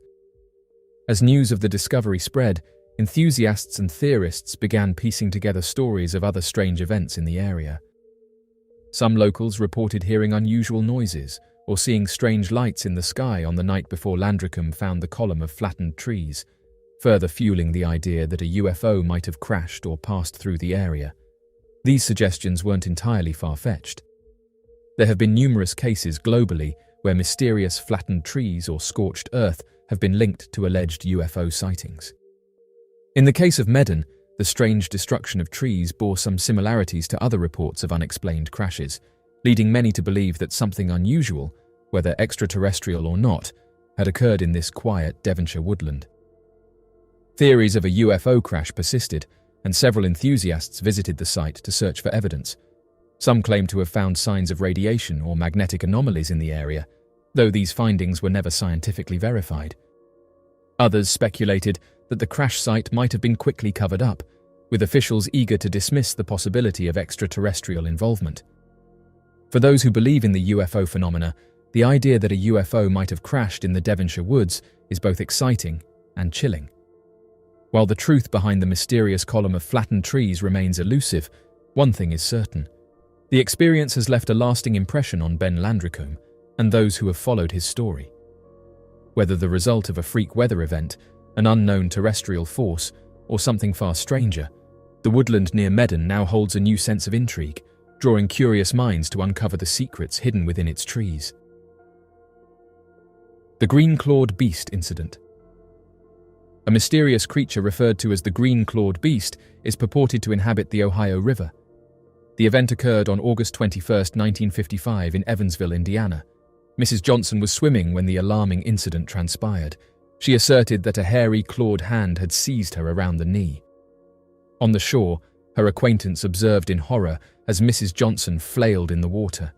She fought fervently to free herself from the creature's hold. She lunged for an inner tube to escape the beast and ultimately reached the shore. Mrs. Johnson sustained numerous injuries to her leg, which thereafter began to throb and swell. Certain stories indicate that she exhibited an unusual green mark on her skin resembling a palm, which remained impervious to removal for several days following the incident. Subsequently, she expressed gratitude that it was she who was in the water, rather than her 13-year-old son. She expressed concern that her son might not have escaped from the formidable creature. She recounted her narrative publicly solely to save others from undergoing a similar experience. The mystery of the faceless figure of Dead Man's Curve. Dead Man's Curve, a notoriously dangerous stretch of road in Ohio, has been a source of fear, tragedy, and mystery for decades. Though the road was redesigned and reconstructed in 1969 to improve safety, its reputation as a perilous place remains, largely due to the accident that occurred just a month after the road's reopening and the dark legend that followed. On October 19, 1969, 5 teenagers were killed when their 1968 Chevy Impala was struck by another vehicle traveling at over 100 miles per hour. The sole survivor of the crash, Rick, lived to tell a chilling story, one that still haunts the region to this day. He claims to have encountered a faceless figure on multiple occasions, a dark spirit said to haunt the site of the fatal accident. For years, Dead Man's Curve had been a source of fear and frustration for drivers in the area. This sharp bend in the road had been responsible for numerous crashes, many of them fatal, earning its grim nickname. The accident shocked the local community, and once again, Dead Man's Curve seemed to live up to its deadly reputation, even though the curve itself had been straightened. The only survivor was a man named Rick, who had been in the back seat of the Impala at the time of the crash. Although he suffered severe injuries, Rick managed to survive. However, his life was forever altered, not just by the physical and emotional trauma of the accident, but by the chilling experiences he would come to endure in the years that followed. Following the accident, reports of strange occurrences began to emerge from the site of the crash. Drivers passing through the area late at night claimed to see a mysterious figure standing near the side of the road. The figure, described as a man wearing dark, tattered clothing, appeared to be hitchhiking, but something about him was deeply unsettling. Those who saw him noted that he had no face. His features were either completely obscured or simply missing, as if a dark, blank void had replaced what should have been a human visage. The faceless figure became a local legend, with many speculating that it was the spirit of one of the victims of the crash, doomed to wander the site of the tragedy for eternity. Some suggested that the figure might be the embodiment of the dangerous road itself, a spirit created by the long history of accidents associated with Dead Man's Curve. Regardless of the theory, one thing was clear. The intersection had not lost its aura of danger, and the faceless hitchhiker became a feared and infamous presence on that stretch of road. For Rick, the lone survivor of the 1969 crash, the faceless figure became more than just a local legend. It was a terrifying reality. Over the years, Rick has claimed to have seen the faceless hitchhiker 5 times, each encounter leaving him shaken and disturbed. His first sighting occurred not long after the accident, as he was driving through the area late one night. He described seeing the dark figure standing on the shoulder of the road, his arm outstretched as if asking for a ride. At first, Rick didn't notice anything unusual about the figure, but as he got closer, he realized the man had no face. Overwhelmed with fear, he sped away, but the image stayed with him for days. The second encounter occurred a few years later, under similar circumstances. Rick was once again driving near the site of the crash when he saw the same faceless figure. By the time of his 5th encounter, Rick could no longer dismiss the figure as a trick of the mind or a product of his trauma. He was convinced that the faceless hitchhiker was somehow tied to the tragedy of the crash and perhaps even to the deaths of his friends. Rick speculated that the spirit might be one of the teenagers, lost and searching for peace, or even a dark force that fed off the grief and fear surrounding Dead Man's Curve. To this day, the legend of the faceless figure at Dead Man's Curve persists, with many drivers claiming to have seen the mysterious hitchhiker. While skeptics dismiss the sightings as figments of imagination or optical illusions caused by the eerie atmosphere of the location, Others believe that the spirit is real, a lingering presence tied to the tragic events of October 19, 1969. Wildfires raging through Texas necessitated the temporary evacuation of the primary nuclear weapons site in the United States due to the influence of powerful winds, arid vegetation, and unusually high temperatures that fueled the inferno. This catastrophic event highlighted the severity of the situation and the critical measures undertaken to safeguard the area. The Pantex plant, crucial for assembling and disassembling America's nuclear weapons, ceased its activities due to the imminent threat posed by the Windy Deuce fire rapidly approaching its location in Potter County.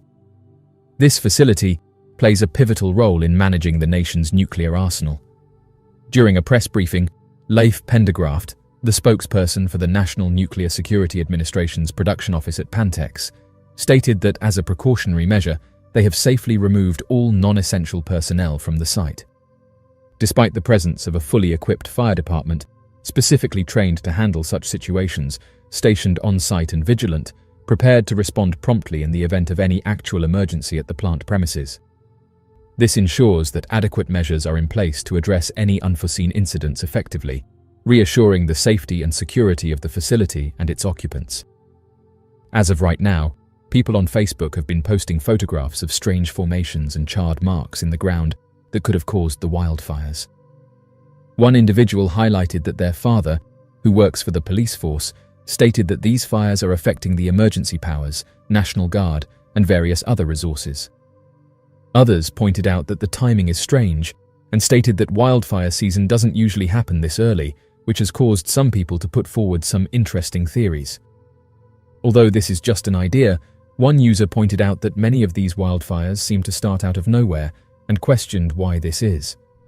Pantex, a prominent facility in nuclear weapons assembly and disassembly, is strategically located approximately 17 miles or 27 kilometers to the northeast of Amarillo, Texas. Since 1975, it has served as the primary facility in the United States for the assembly and disassembly of atomic weapons. Over the years, this facility has played a crucial role in the maintenance and handling of the country's nuclear arsenal. The Windy Deuce wildfire experienced a significant growth spurt during the afternoon of February 28th, expanding its reach to cover a vast area of 90,000 acres, while containment efforts stood at 25% effectiveness. Amidst the ongoing crisis, numerous additional wildfires, with several of them being significantly larger in scale, pose imminent threats to the Texas Panhandle region. Taking swift action, Governor Greg Abbott, a member of the government, has officially declared a state of disaster encompassing 60 counties spread throughout Texas. The Smokehouse Creek Fire, the most extensive wildfire currently raging, has ravaged an immense expanse of 850,000 acres by February 28th, as reported by the Texas Forest Service. Surpassing the state of Rhode Island in size, this wildfire has grown exponentially, doubling in size just within a day. To put this into perspective, it is now nearly 20 times larger than the area of Washington, D.C. This intensive wildfire has not only engulfed vast swathes of land, but has also posed significant challenges for containment efforts and firefighting operations. At a mere 3% containment level, the ongoing wildfire has the potential to exceed the size of the largest fire ever recorded in the state, which covered slightly over 900,000 acres, possibly by the culmination of activities on Wednesday. The exact trigger for the fire that engulfed the thinly populated regions nestled amid expansive grasslands remains undisclosed by officials. Texas residents are advised by Mr. Abbott to restrict any activities that might generate sparks and to exercise care to ensure the safety of their family members. This recommendation is particularly crucial to prevent accidents and protect loved ones from harm. In the latest updates, the Grapevine Creek Fire, which is relatively smaller in size, has reached a containment level of 60%, as per the report released on Wednesday.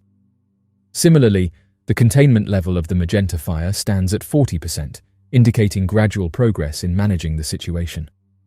Additionally, the 687 Rima Fire, situated just to the south of the Smokehouse Creek Fire, has achieved a containment rate of 10%. According to the National Weather Service, the weather conditions have shown significant improvement compared to earlier in the week. The forecast for Wednesday indicates that the state will experience lower temperatures and gentle winds, factors that are expected to contribute to restricting the expansion of the 5 ongoing fires in the Panhandle region. This alteration in weather patterns is crucial as it offers a glimmer of hope in controlling the wildfire situation. Early this week, the National Weather Service released red flag warnings and fire danger alerts for numerous states spanning the central region of the country. This action was prompted by the convergence of strong winds exceeding 40 miles per hour, elevated temperatures, reduced humidity levels, and the presence of dry winter foliage, creating a perfect storm for potential wildfire outbreaks. These warnings were specifically targeted at ensuring public safety and vigilance in light of the heightened risk posed by the prevailing weather conditions in the specified areas.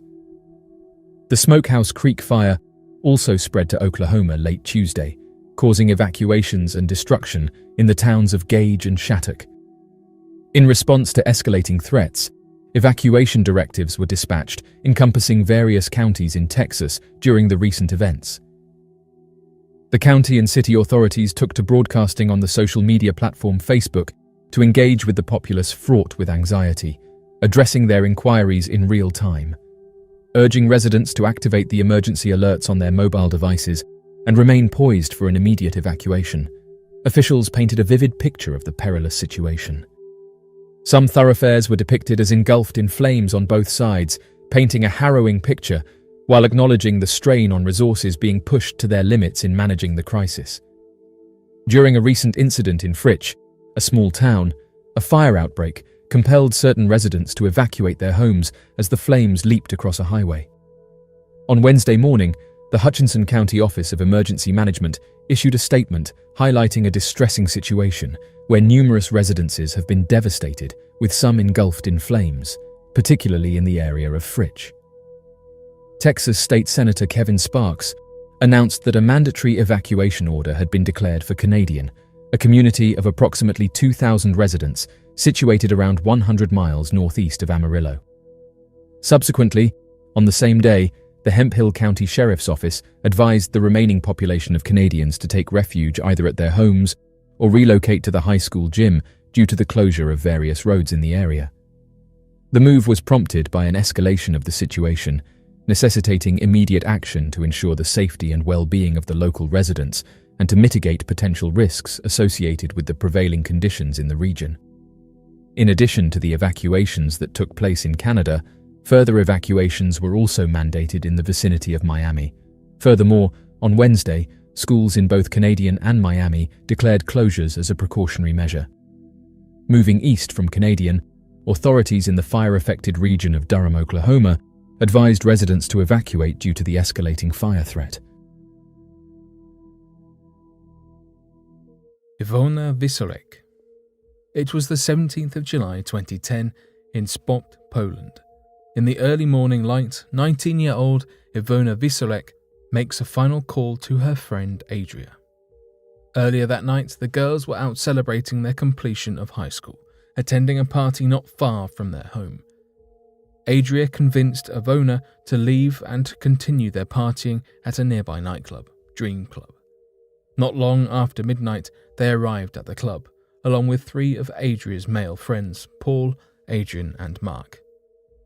After an argument with the men, Ivona stormed out, determined to walk the almost 4 miles home. Texts from her phone indicate she was angry her friend did not follow her out of the club after the argument. There were several calls made to Adria. The last one occurred at around 4 a.m., in which Adria had apologized for the incident at the club. Ivona confessed she wasn't in a state to be seen at home, still drunk from all the partying.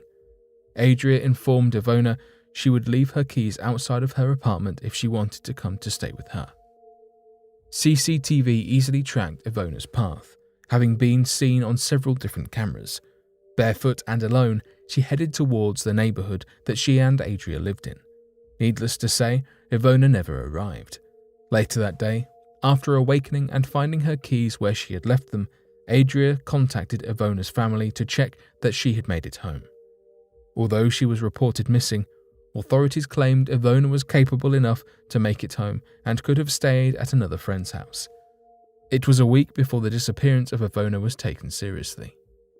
During the last few seconds of the video captured of Ivona, a man was seen walking behind her. He was possibly the last known person to see her alive. Even though his picture and sketches were widely circulated, no one ever stepped forward claiming to be the man. And he was never identified. In 2014, Adria and one of the men from the club were interviewed regarding the disappearance. Although both of them corroborated the time Ivona left the club, neither of them could maintain eye contact with the camera. And though they seemed to remember the time of her leaving, not one of them could remember what the argument was about. This strange behaviour has led some to believe that perhaps Adria and the men know more about her disappearance than they were telling. In Poland, Ivona's disappearance has not faded away.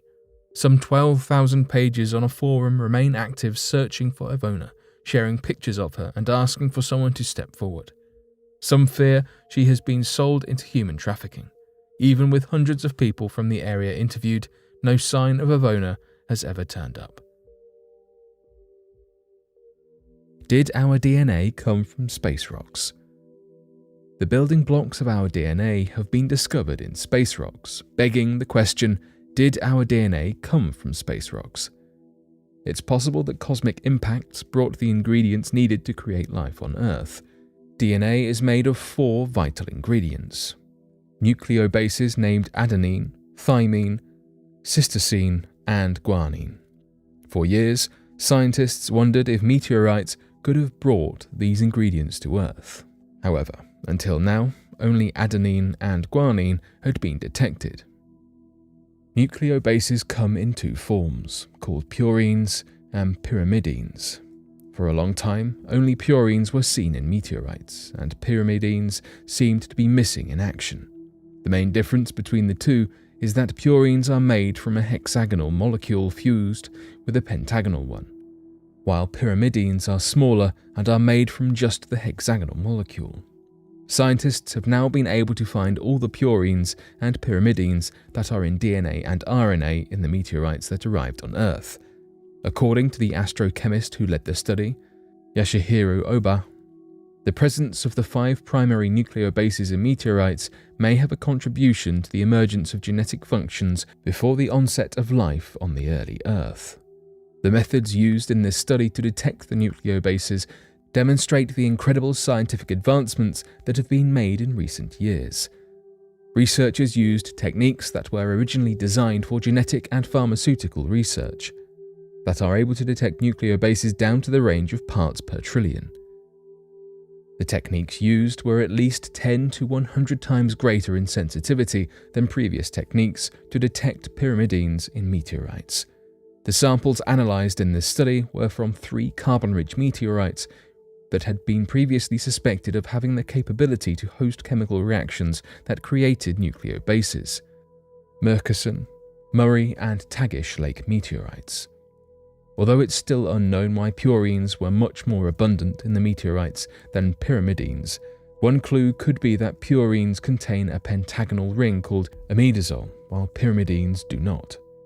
Whatever the reason for this discrepancy, one thing is for certain: this study could be a breakthrough in understanding how life formed on Earth. NASA can't explain strange spiral in space. In 2006, scientists finally uncovered the true nature of star AFGL 3068, a first-of-its-kind spiral object 3,000 light-years away in the constellation Pegasus. Before this discovery, scientists knew the star existed, but the object was too faint for scientists to determine exactly what the spot was. Only after a 33-minute-long exposure with the ultra-sensitive advanced camera for surveys on the Hubble Space Telescope did scientists begin to really see the spirals come into view. Scientists found that the entity consisted of large, perfectly placed coils of dust floating out in the universe. Before AFGL 3068, the only spirals found in space were known as spiral galaxies. This star is nothing like a spiral galaxy. First of all, it is not a galaxy at all. Instead, it is made up of a binary star system that includes 2 stars orbiting around each other. The first star is a red giant carbon star, and the second is a blue-white star that exists 103 astronomical units away from the red giant. 103 astronomical units are approximately 2 times the distance between the Sun and Pluto. Since the two stars are so far from one another, they take approximately 800 years to orbit around each other. So, how are the spirals created? In the most basic sense, the red giant releases carbon material. This material then combines to form larger molecules, which create fine black dust. This dust covers the red giant and blocks all or most of its light. The blue-white star's gravitational pull tugs the dust toward itself and away from the red giant, but most of the dust ends up escaping into space during the process. As the two binary stars circle each other, the black dust escapes outward to form a spiral. After determining how the spirals were created, scientists wondered how the system was being illuminated. The dust being dispelled is dark and has no illumination qualities of its own, yet it could still be seen. The star could not have illuminated the spirals because it was also covered in the black dust, so scientists determined that the spirals were being illuminated by our own galaxy, the Milky Way. Interestingly, this is the only celestial body that is not illuminated by sunlight, starlight, or fluorescence that has been photographed. While these phenomena might occur similarly in other systems, they were not officially discovered before AFGL 3068. This is because these phenomena can be difficult to find. First, the red giant is consistently losing significant amounts of mass in the form of black dust. That level of mass loss can only be temporary, and scientists must be in the right place at the right time. Second, the giant would have to be part of a binary system orbiting around another star big enough to have a large enough gravitational pull to draw in the black dust. This fantastic new discovery could help scientists and astronomers solve the many mysteries in other systems that were unsolvable before the discovery on AFGL 3068. Mars is humming. The InSight rover landed on Mars in November 2018, landing near the equator of the red planet. NASA's robot has been measuring the planet's seismic activity and conducting tests on its geographic qualities. Its mission is to understand and learn about the geology of rocky planets to observe their evolution and gain some more understanding about Earth's history and potential future. Scientists cannot get enough data on rocky planets just from Earth. They need to gather information from others. InSight landed in the Elysium Planitia, a small crater located on a volcanic plain. This location is often caught in wind and dust storms. The data it has gathered so far suggests that the seismic activity and magnetic field on Mars are much stronger than the researchers estimated, about 10 times more. While collecting data, the rover recorded a strange humming sound that researchers and experts have not been able to concretely identify the cause of. They have their speculations, though, and suggest it is caused by both seismic movement below the surface as well as the wind above it. When combined together, these two forces create a strange sound. The hum actually cannot be heard by humans. It falls outside our frequency range but gets picked up on readings by the robot and its machines. So any future human visitors will not be able to hear Mars humming. The researchers are excited at finding so many similarities between Mars and Earth. The infrasound, sound we can't hear, and the atmospheric turbulence are encouraging to their studies on finding out Mars's history and seeing what its timeline looks like compared to ours.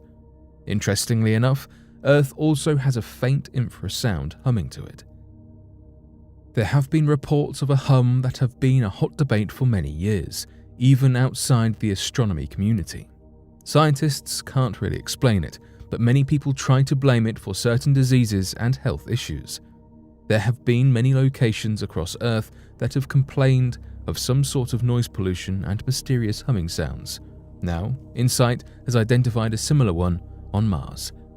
The robot was using a seismometer to measure the quakes underneath the planet.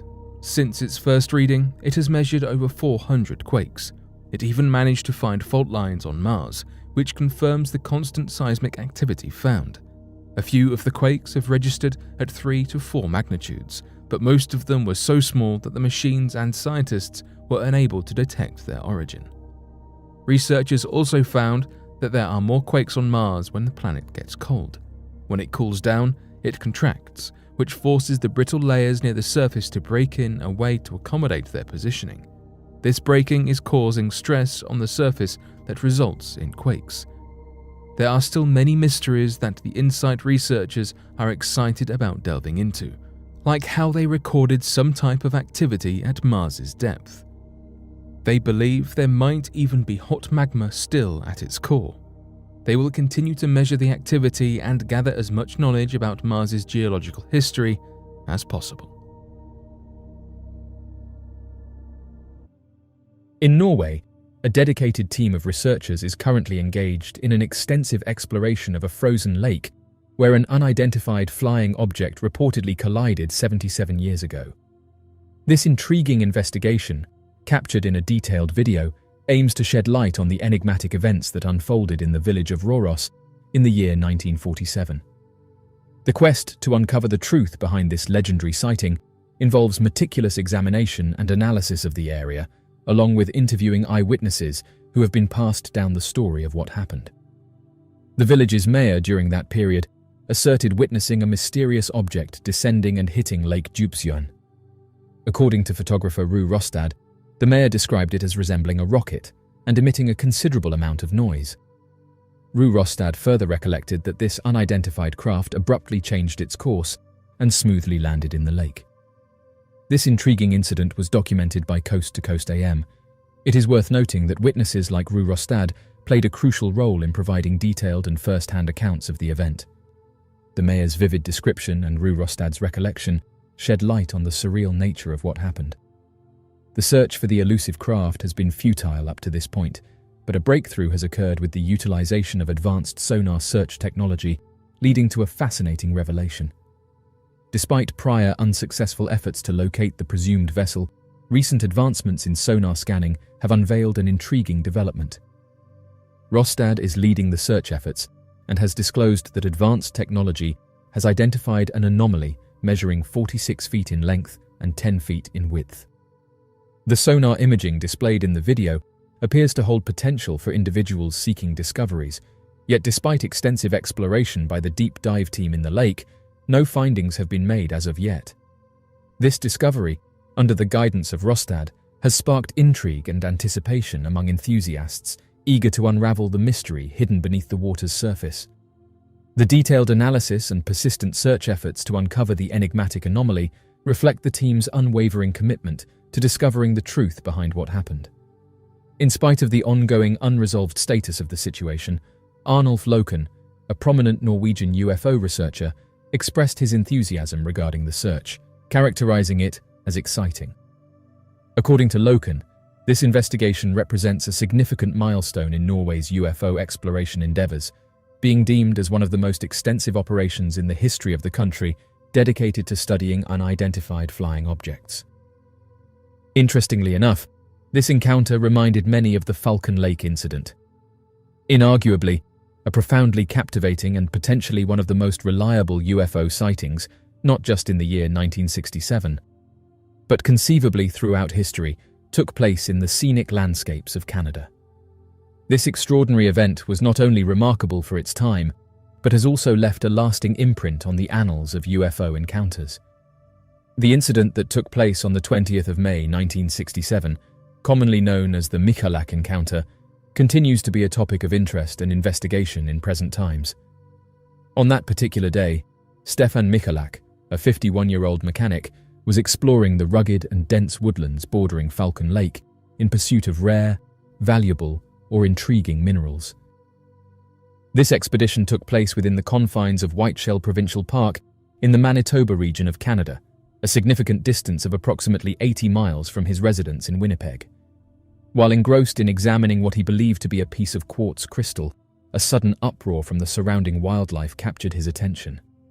Gazing skyward, Stefan observed two luminous red oval-shaped entities through the canopy of trees, swiftly advancing towards him. Upon closer inspection, he noticed the unusual speed at which these objects were approaching, escalating the intrigue of the encounter. The unexpected convergence of wildlife commotion and the emergence of the enigmatic glowing shapes infused a sense of curiosity and mild apprehension within Stefan, prompting a mixed rush of emotions. The surreal nature of the sighting and the swift movement of the objects left him momentarily stunned, his mind contemplating the possible origins and intentions of these mysterious visitors. As he gazed ahead, observing the scene unfold before him, one of the objects descended gracefully, finally settling on a cluster of rugged rocks situated roughly 160 feet away from his vantage point. Simultaneously, the second object remained suspended above him at a distance of about 15 feet, seemingly in perfect equilibrium. Suddenly, without warning, it swiftly ascended into the sky, propelled by an unseen force, disappearing into the vast expanse above. In a secluded spot on the rocks, the mysterious object maintained its position, mirroring the stillness of Michalak, who was observant of the unfolding events. A sensation of intense warmth enveloped the air, creating an unusual ambience around him. The object underwent a remarkable transformation, a spectacle that captivated Michalak's attention as it cycled through a series of color changes. Initially crimson, then transitioning to a somber grey, before finally settling into a radiant hue resembling hot stainless steel embellished with a golden aura. In his later account, Michalak described the door of the craft as having a unique combination of being square yet with rounded edges, further detailing how a vibrant purple light emanated from within the mysterious object. Additionally, he vividly recounted experiencing waves of warm air enveloping him and the unmistakable scent of sulfur lingering in the air. The mention of the sulfur smell holds particular significance, as it is a common element noticed in various encounters of close extraterrestrial contact. This observation not only adds to the authenticity of his experience, but also aligns with recurring themes in similar reports of such encounters. As he approached the mysterious craft, a distinct buzzing noise, reminiscent of a rapid-running miniature electric motor, resonated in his ears. The closer he moved, the clearer the voices became, and he gradually discerned that they were indeed human, albeit with extremely high pitches. The atmosphere around the craft seemed to hum with an otherworldly energy, intensifying his curiosity.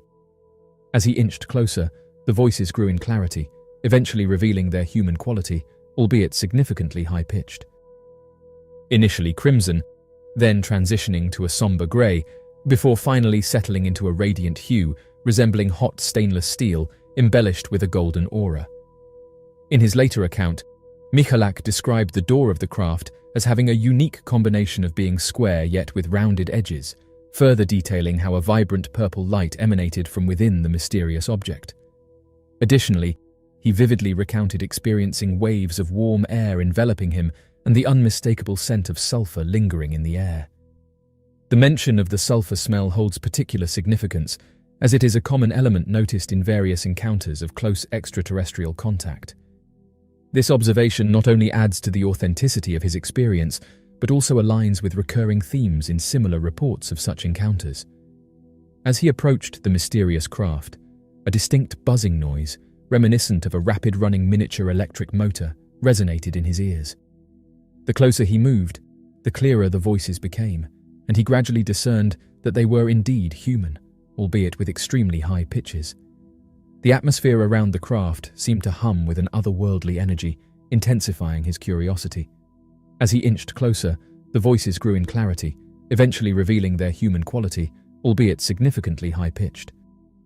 In a bid to establish communication, he vocalized in a variety of languages, spanning from English and Russian to French, Italian, and Ukrainian.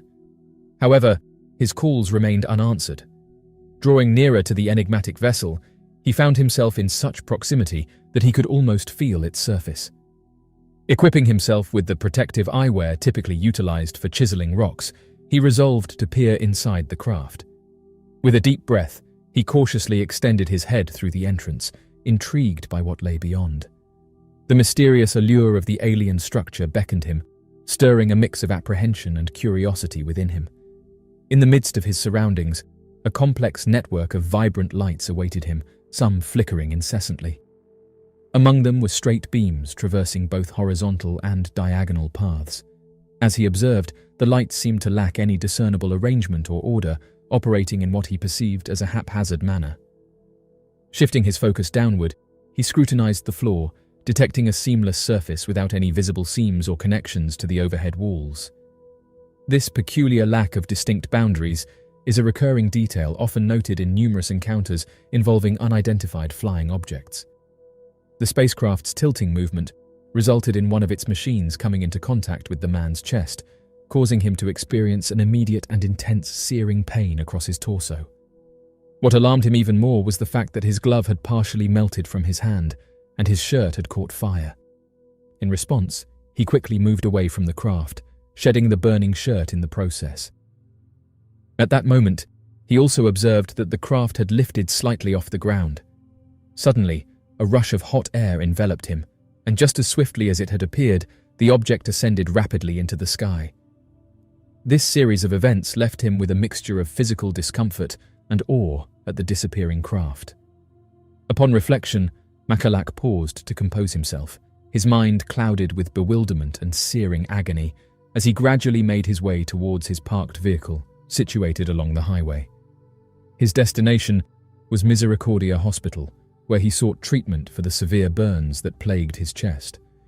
After seeking medical assistance, he proceeded to inform the Royal Canadian Mounted Police about the incident, although their response was limited to compiling a basic report, offering minimal assistance in addressing the situation. Upon the emergence of the incident in the local media and radio broadcasts, a plethora of UFO investigators were swiftly drawn to the scene, driven by a keen interest to engage with Michalak and delve deeper into the mysterious occurrence. Notably, Michalak bore a peculiar checkered burn mark on his chest, suspected to have been sustained during his contact with the machinery inside the unidentified object. In the aftermath, he grappled with severe illness for an extended period, marked by persistent bouts of intense nausea and the struggle to retain any form of sustenance. Furthermore, several weeks later, Michalak began to manifest distressing symptoms, including painful blisters on his torso and an unusual rash that traced a distinct V-shaped pattern from his ears down to his chest. The lingering effects of the encounter continued to afflict Michalak long after the initial incident, portraying a complex and enduring narrative of his ordeal. Throughout the next several weeks, despite experiencing a return to normal health overall, the individual continued to face intermittent health setbacks. A notable incident occurred in September of 1967, when he once again sought medical attention due to the emergence of peculiar, sizable spots on his torso. Additionally, he reported experiencing a pronounced sensation of heat and discomfort around his neck and chest region. These symptoms were accompanied by sporadic instances of lightheadedness and significant swelling in the joints of his hands. This ongoing struggle with health issues highlighted the complexity and unpredictability of his condition during this period. Despite temporary periods of improvement, the individual faced persistent challenges and fluctuations in his well-being, underscoring the need for continued monitoring and care. Following a period of initial disinterest in his account, Michalak's claims gained traction due to mounting pressure from UFO researchers and public intrigue, prompting the RCMP and the Canadian Air Force to undertake a more thorough investigation. As the inquiry progressed, Michalak, accompanied by investigators and an electrical engineer, successfully pinpointed the exact location of the incident. To the astonishment of all involved, a distinct and unmistakable outline of the ship was discovered imprinted on the ground, becoming a pivotal piece of tangible evidence in the case's unfolding narrative. This unexpected turn of events not only heightened the seriousness of the investigation, but also fueled further curiosity and speculation among both the authorities and the wider community following the case.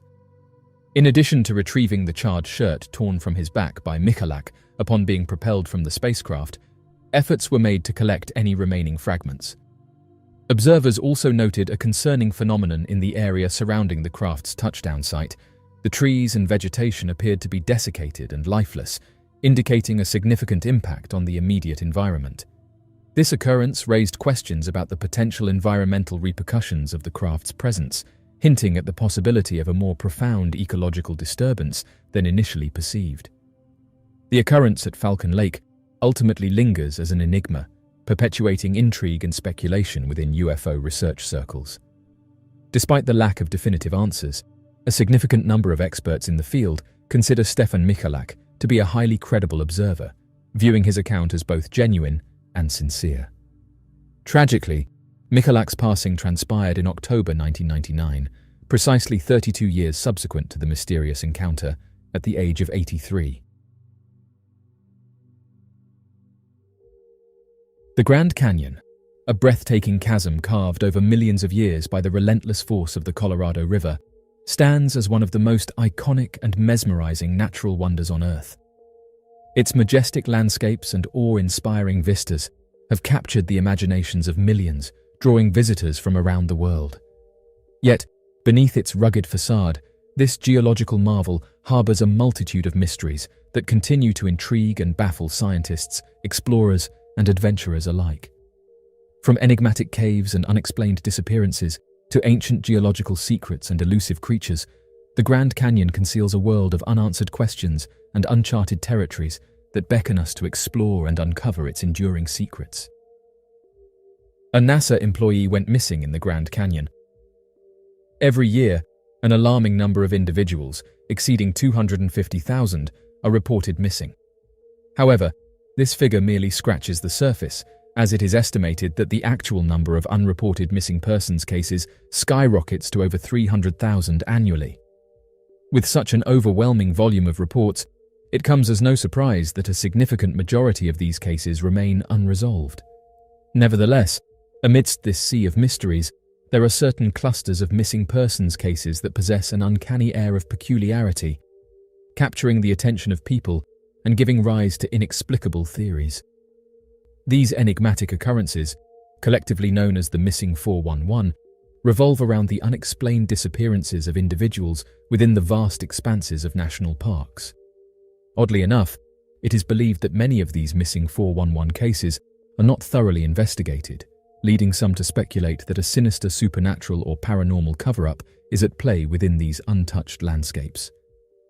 Back on the 17th of June 2016, a man by the name of Floyd Roberts III had gone on a hiking trip with a longtime friend of his, Ned Bryant, and his friend's daughter, Madeline Bryant. However, after several hours of hiking together, Floyd suddenly disappeared from the group.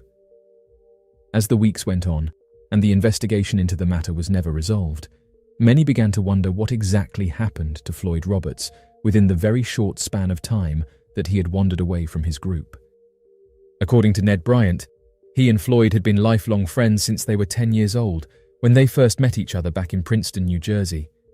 Their friendship was so close that many would often think that Ned and Floyd were actually brothers. Their friendship would even coalesce and maintain throughout their entire lives, with Floyd Roberts serving as Ned's best man during his wedding several years prior. Unfortunately, due to work requirements and job opportunities, the two men were unable to live close to each other, with Floyd Roberts eventually moving out to the city of Huntsville, Alabama, where he spent a short period of time working as a software engineer for the National Aeronautics and Space Administration. After a short time of working for NASA, Floyd Roberts moved once more to work as a computer programming and game design teacher at Middleton High School, located in Treasure Island, Florida. However, throughout this time, Floyd and Ned decided to stay close friends and would meet up regularly to do an activity together. It was back in 1992 when Floyd and Ned decided that they would start hiking around the Grand Canyon a few times a year, as it would be a fun activity for them to both do that would also allow them to take a break from their lives momentarily and get some much-needed exercise. These routine hiking trips would continue for over the next 20 years together, where the two men became highly experienced campers and hikers, familiar with the Grand Canyon as it was their only hiking route. Even more interesting, the two men were so interested in hiking that they would often travel alone in their free time whenever the other was unable to join, showing that both men had experience navigating the known pathways of the area even when isolated and on their own. Several years later, Ned Bryant and a few other members of his family became board members of the Grand Canyon Hikers and Backpackers Association, often sharing tips with each other on the best pathways and means of travel throughout the area, and having been trained in travel safety when hiking through isolated parts of the Grand Canyon. Confident that the two would be perfectly safe during their journey, the men planned to take one of their longest hiking and camping trips yet, choosing to spend 9 days hiking through the Shivwitz Plateau, a pathway that would lead them out of the area through the Separation Canyon.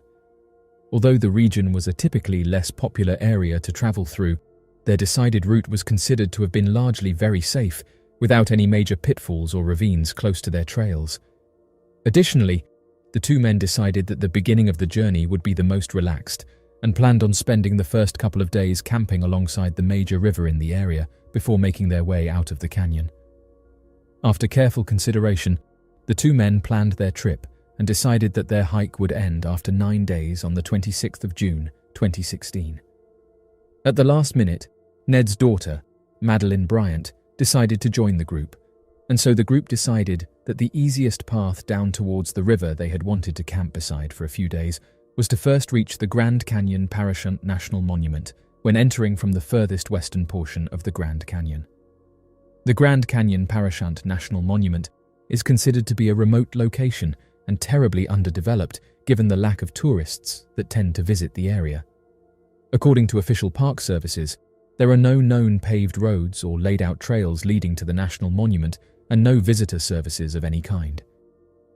Regardless, the group decided the open area and the lack of tourists would be a perfect staging ground to enter towards the river without the stress of strangers crowding around the area. Once the group was several miles away from the main trailhead of the area, the three travelers found themselves traveling over a large hill. Given Floyd Roberts' preference for a longer traveling time to help take in the scenery, he decided that he would take the slow, rounding trail that followed the contours of the hill to reach the trailhead, whereas Madeline and Ned decided that a straight path over the hill would allow them to reach the trailhead faster and give them time to relax and take a quick rest. At around 4:45 in the afternoon, the group separated, with Ned and his daughter taking a straight-line path and Floyd Roberts following the trail that wrapped around the side of the hill. Several minutes later, Ned and Madeline would reach the trailhead and decide to take a short rest, waiting for Floyd Roberts to catch up to them. However, after about 20 minutes of waiting, the two started to worry that something had happened and immediately began retracing their steps to look for Floyd Roberts, who they assumed must have gotten lost somewhere along the contouring path. After spending several hours looking for Floyd Roberts, the two decided that it was too dark and dangerous for them to continue their search, and so made a campsite near the trailhead meeting spot in the hopes that Floyd Roberts would be able to locate them by their fire.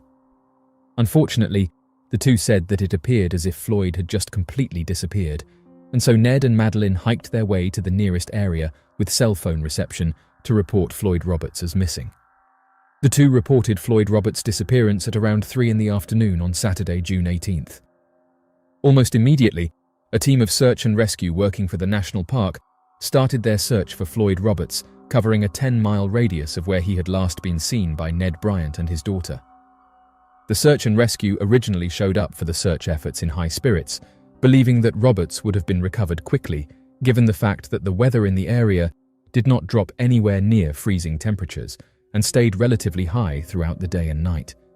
Additionally, Floyd Roberts had been carrying a week's supply of food and over 2 gallons of water in his backpack at the time of his disappearance, so it was believed that he would have more than enough supplies and years of experience to help him navigate his way towards help, if necessary. Over the next few days, an estimated 15 people were involved with the search and rescue of Floyd Roberts, with a team of sniffer dogs used to follow his scent. It was at around this time that a set of footprints had been discovered that followed down the direction of the trail that Ned and his daughter Madeline had claimed Floyd was last seen traveling down. As the dogs followed the trail, it appeared as if they had locked onto the scent of Roberts and continued in the direction of the footprints for several hundred feet before they suddenly stopped. Search and rescuers then noticed that the footprints of Floyd Roberts seemed to have suddenly disappeared, as if Roberts had been walking and then rose into the air and vanished. It was at this point that the National Park Service rescue helicopter was used to get aerial views of the surrounding 10-mile radius, but were unable to locate any signs of someone having fallen down any side paths or in any known areas. After 6 days of frantic searching and thousands of man-hours, the search and rescue for Floyd Roberts slowed down to a passive search. To this day, no sign of Roberts has been recovered, and his whereabouts remains a mystery. The Roswell incident took place in the vicinity of Roswell, New Mexico, and is frequently seen as the turning point in UFO lore. Decades of conjecture and curiosity with the prospect of advanced life have been sparked by this incident. The television program UFO Hunters conducted an interview with Earl Fulford, an individual who was present at the crash site and participated in the cleanup operation. Earl, being one of the few surviving witnesses, shared intriguing details about the incident. He described the recovered material as remarkably lightweight, capable of springing back to its original form when compressed. During the show, the team presented various materials for comparison, including everyday foil and mylar foil. However, Earl immediately recognized that these materials did not match what he had retrieved from the crash site. He emphasized that the material he handled was virtually weightless and possessed a unique property of returning to its original shape, no matter how much it was manipulated. Earl expressed that he had never encountered anything like it before. Unbeknownst to Earl, the UFO hunters team managed to recreate a material based on his description. When given the replicated material, Earl proclaimed that it closely resembled what he had encountered. He said the following: "This one feels more like the material. We could squeeze it and it would pop back. The thickness and weight are similar. It gives me chills down my spine." End quote. This revelation added an intriguing dimension to the investigation, shedding light on the extraordinary characteristics of the crashed object's material. When considering the Roswell incident, a significant number of individuals currently hold the belief that there is a considerable amount of undisclosed information surrounding this event. The Roswell incident. During the summer of 1947, Mac Brazel, a ranch foreman from New Mexico, reported discovering unusual debris in an open field close to Roswell. The materials may be from a crashed alien spaceship described as a flying disc or flying saucer. This intriguing story quickly took shape. Sheepherder and cowboy William Mac Brazel lived in the southwest region of the United States. Mac's spouse and children resided in Tularosa, New Mexico, but his foster ranch foreman position required him to work miles away. Every evening, when he was working away from the family, he boarded at an old ranch house. Unbeknownst to him at the moment, Mac was going to see what would eventually become the most well-known UFO crash in history. A tremendous thunderstorm moved in one night in early July 1947. UFO historians have said that stories differ as to whether it was the 2nd or 4th of July. He heard several lightning bolts hitting the ground, but one struck particularly loudly, sounding more like an explosion. Mac and William D. Proctor, a neighbor, were examining the fences the following day to see if they needed any repairs or damage.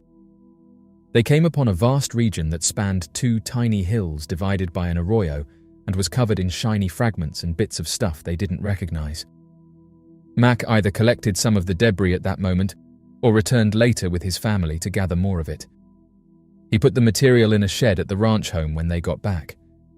Brazel made the decision to go to Chavez County Sheriff George Wilcox on July 6th or 7th, 1947, to inform him of the discovery. The base intelligence officer for Roswell Army Airfield, Major Jesse Marcel, was contacted by the sheriff. On Monday, July 7th, Major Marcel returned to the ranch with another man and Brazel. According to a press release issued on the 8th of July by Walter Haut, the public information officer at Roswell Army Airfield, members of the 509th Group had discovered a flying disc that had fallen on a property near Roswell. On July 8th, Brazel was interviewed by Jason Kellehin, a reporter for the Associated Press, and by a reporter from the Roswell Daily Record. His shot was taken by photographer Robin Adair, who published it on The Wire the next morning. The interview with the Record was released the following afternoon. Many have pointed out that although the first news announcement from the Army airfield in Roswell stated it happened in early July, he claims the initial encounter happened on June 14th. These tales demonstrate that Brazel is not the ill-mannered cowboy he always gave the impression of being. In order to avoid coming across as insane, he was hesitant to divulge more details about the purported crash locations. Compared to now, people were far less aware of unidentified objects. William H. Blanchard was the group's commanding officer. To talk with General Roger M. Ramey, he made a call to the 8th Air Force in Fort Worth, Texas. Blanchard was immediately instructed by Ramey to send the item to Fort Worth Army Airfield for analysis. Irving Newton, the base warrant officer, accepted General Ramey's assessment that the object was a weather balloon and its kite after arriving at the base. A radar reflector that makes it possible to track the weather balloon from the ground is known by the moniker kite. In a recent press statement, General Ramey called the device a weather balloon. The debris that was initially thought to have come from the UFO was photographed multiple times by Ramey's staff. Jesse Marcel, who flew to Fort Worth with the wreckage, later said that the items in the military photo were not the same as what he had delivered to them. This inconsistency could feed the theory of a government cover-up. The inhabitants of New Mexico went back to their regular lives as soon as this entire incident disappeared from the news cycle. It was not until much later that Jesse Marcel was interviewed by nuclear physicist and author Stanton T. Friedman in 1978. The tale Marcel told Mr. Friedman sparked a rising interest in what has turned out to be the most famous UFO incident in history. Hundreds of persons who were related to or claimed to be connected to the incident were interviewed over the course of the next 15 years by a number of people who were interested in learning more about the incident and UFOs in general. Friedman, Carl T. Flock, William Moore, and the collaborative work of Donald R. Schmidt and Kevin D. Randall are some of these researchers. These efforts were aided by the Freedom of Information Act, which allowed the researchers to review numerous previously unavailable documents. Numerous writers concluded that there had crashed one, possibly two, alien craft close to the region. They also believed that multiple aliens, some of whom were still alive, had been discovered and removed from the crash site. More significantly, they argued that there had been a massive cover-up by the government and military of the entire set of events. As a result of their work, the tale was included in numerous articles, publications, books, TV specials, and even a television film. The tale grew so popular over time that, by the mid-1990s, a lot of people thought the United States government was hiding the truth and that aliens were involved in a crash. More and more individuals started to question the government's viewpoint when fresh witnesses and accounts surfaced, as well as books and articles that started to be published around 1980 and later. A 1994 Air Force investigation that refuted every theory regarding the mysterious crash was the first official rebuke. Different writers and specialists developed different ideas based on which reports were accepted as true and which were rejected as untrue. However, the Roswell incident, written by Charles Berlitz and William L. Moore and published in 1980, was one of the first significant publications about the incident and was published 11 years before various other works. Not listed in the credits, although Stanton Friedman made a significant contribution as well. More than 90 witnesses were interviewed in depth for the book. According to a comment from Jesse Marcel, the wreckage discovered at the crash scene was nothing made of this earth. Witnesses who were not part of the original incident reported the material to be extremely robust and possessing properties not found in any other earthly substance, including weather balloons or comparable weather instruments. The incident also suggested that General Ramey and other military personnel replaced the initial photos of Marcel with the debris with a conventional weather instrument. The original debris was never made available for inspection by third parties. The book also covered in-depth military cover-ups, including efforts to tarnish Mac Brazel's first views by intimidating and imprisoning people. Barney Barnett's account was among the other noteworthy ones. Friends said he had often mentioned a flying saucer accident and alien bodies around 150 miles west of the Foster Ranch, even though he had passed away years earlier. Barnett claims that on July 3, 1947, he and a party of archaeologists discovered the crash site of an alien flying disc and the unfortunate crash victims. Military forces moved rapidly to remove them from the area. Barnett's account suggested that there might have been another collision, or that maybe some of the wreckage from the Barnett crash had ended up strewn across the Foster Ranch's arroyo. In 1992, Stanton Friedman and Don Berliner published Crash at Corona, which catapulted him back to prominence in the UFO community. Their stance was supported by material they found, which included records from the Majestic 12 repository. The Majestic 12, also referred to as MJ-12, was the purported codename for a covert group of military, scientific, and government officials. By presidential executive order, it was established. Their investigation of the Roswell incident was their only motivation for existing. Several Canadian declassified documents from 1978 revealed the Majestic 12's existence. A set of fictitious documents that emerged in the United States in 1984 further complicated the situation for scholars trying to piece together the full tale of the Roswell incident. Additionally, they made reference to the Majestic 12, which the Federal Bureau of Investigation discovered to be wholly untrue despite being excellent replicas of real papers. The events in Crash at Corona follow a similar plot, although this time Brazel is placed in military quarantine for up to a week before he speaks with the Roswell newspaper about his revised story, which he was given by the government. Along with adding a new story from Gerald Anderson, Crash at Corona moves the Barnett narrative closer to Socorro and describes the crash of a flying saucer carrying 4 alien passengers, one of whom survived. In order to address the issues of debris and extraterrestrial body recoveries, the US Air Force released 2 reports in the 1990s. They clarified that the debris came from a high-altitude balloon that was a component of Project Mogul, a top-secret experiment meant to find evidence of nuclear and missile activities coming from the Soviet Union. Furthermore, they disregarded the reports of extraterrestrial recoveries by claiming that they were a combination of hoaxes, actual military incidents involving troops, and military projects employing dummies in place of actual personnel.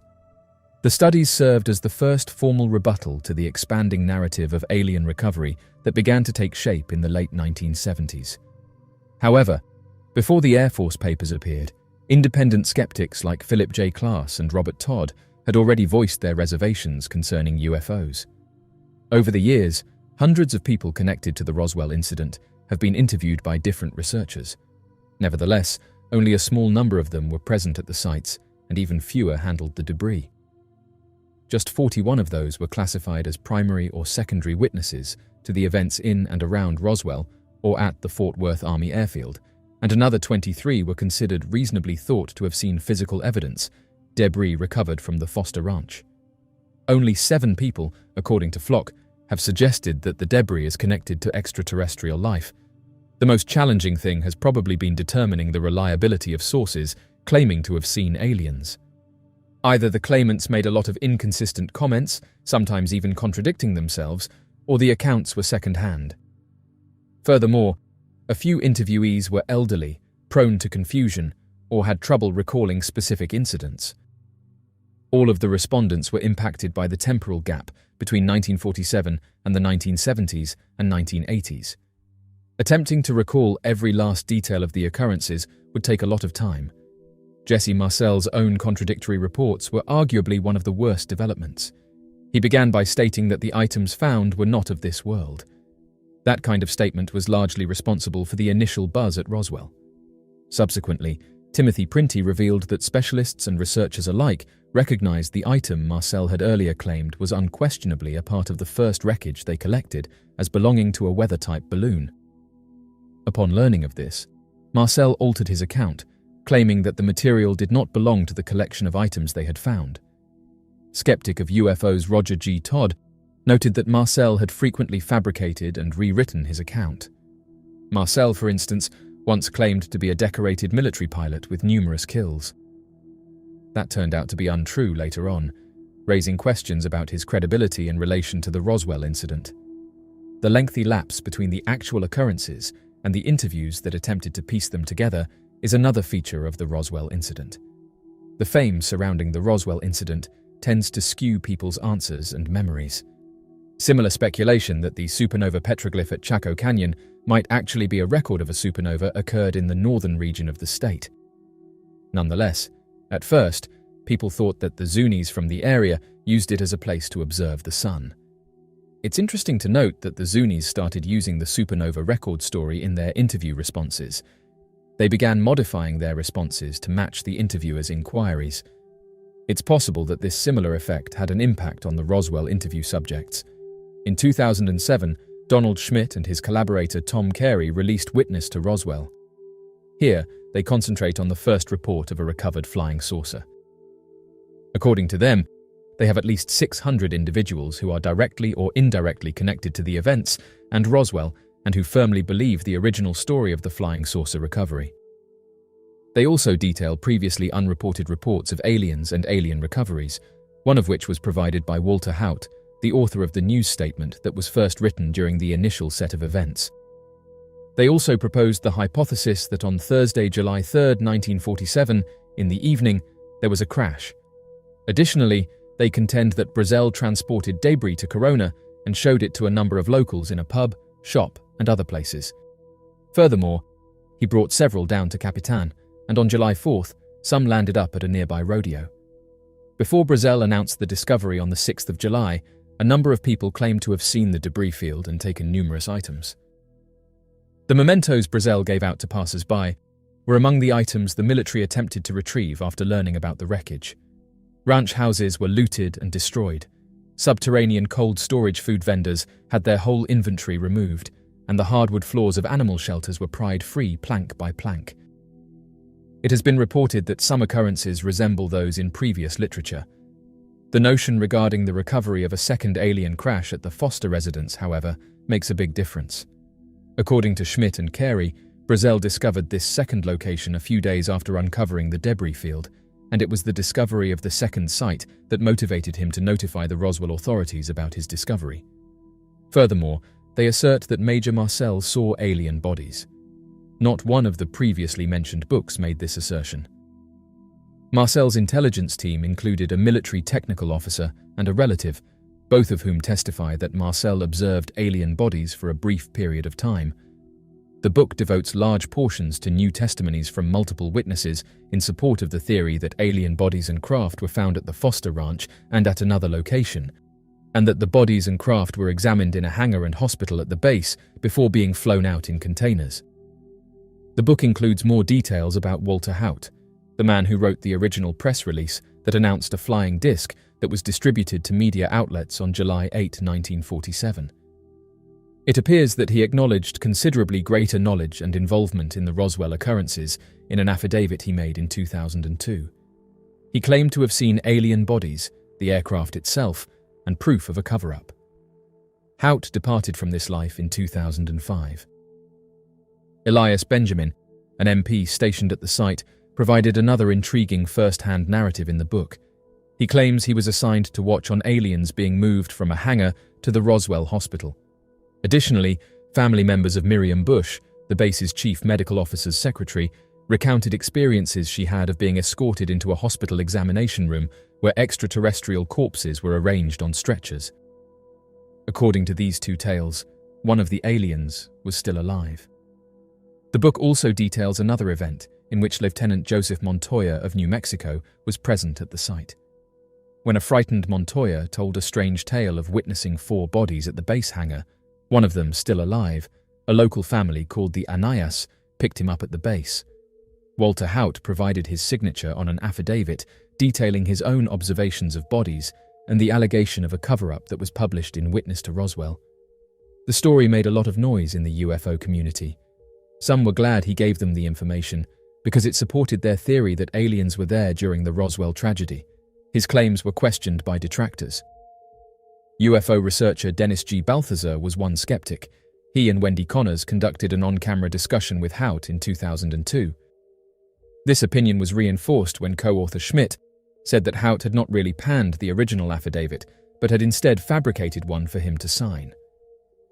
According to Schmidt, Haut's statements to Schmidt and his co-author Tom Carey over a number of years served as the basis for it. Balthazar claimed that since neither Schmidt nor Carey was there when the affidavit was signed, the entire signing process was questionable.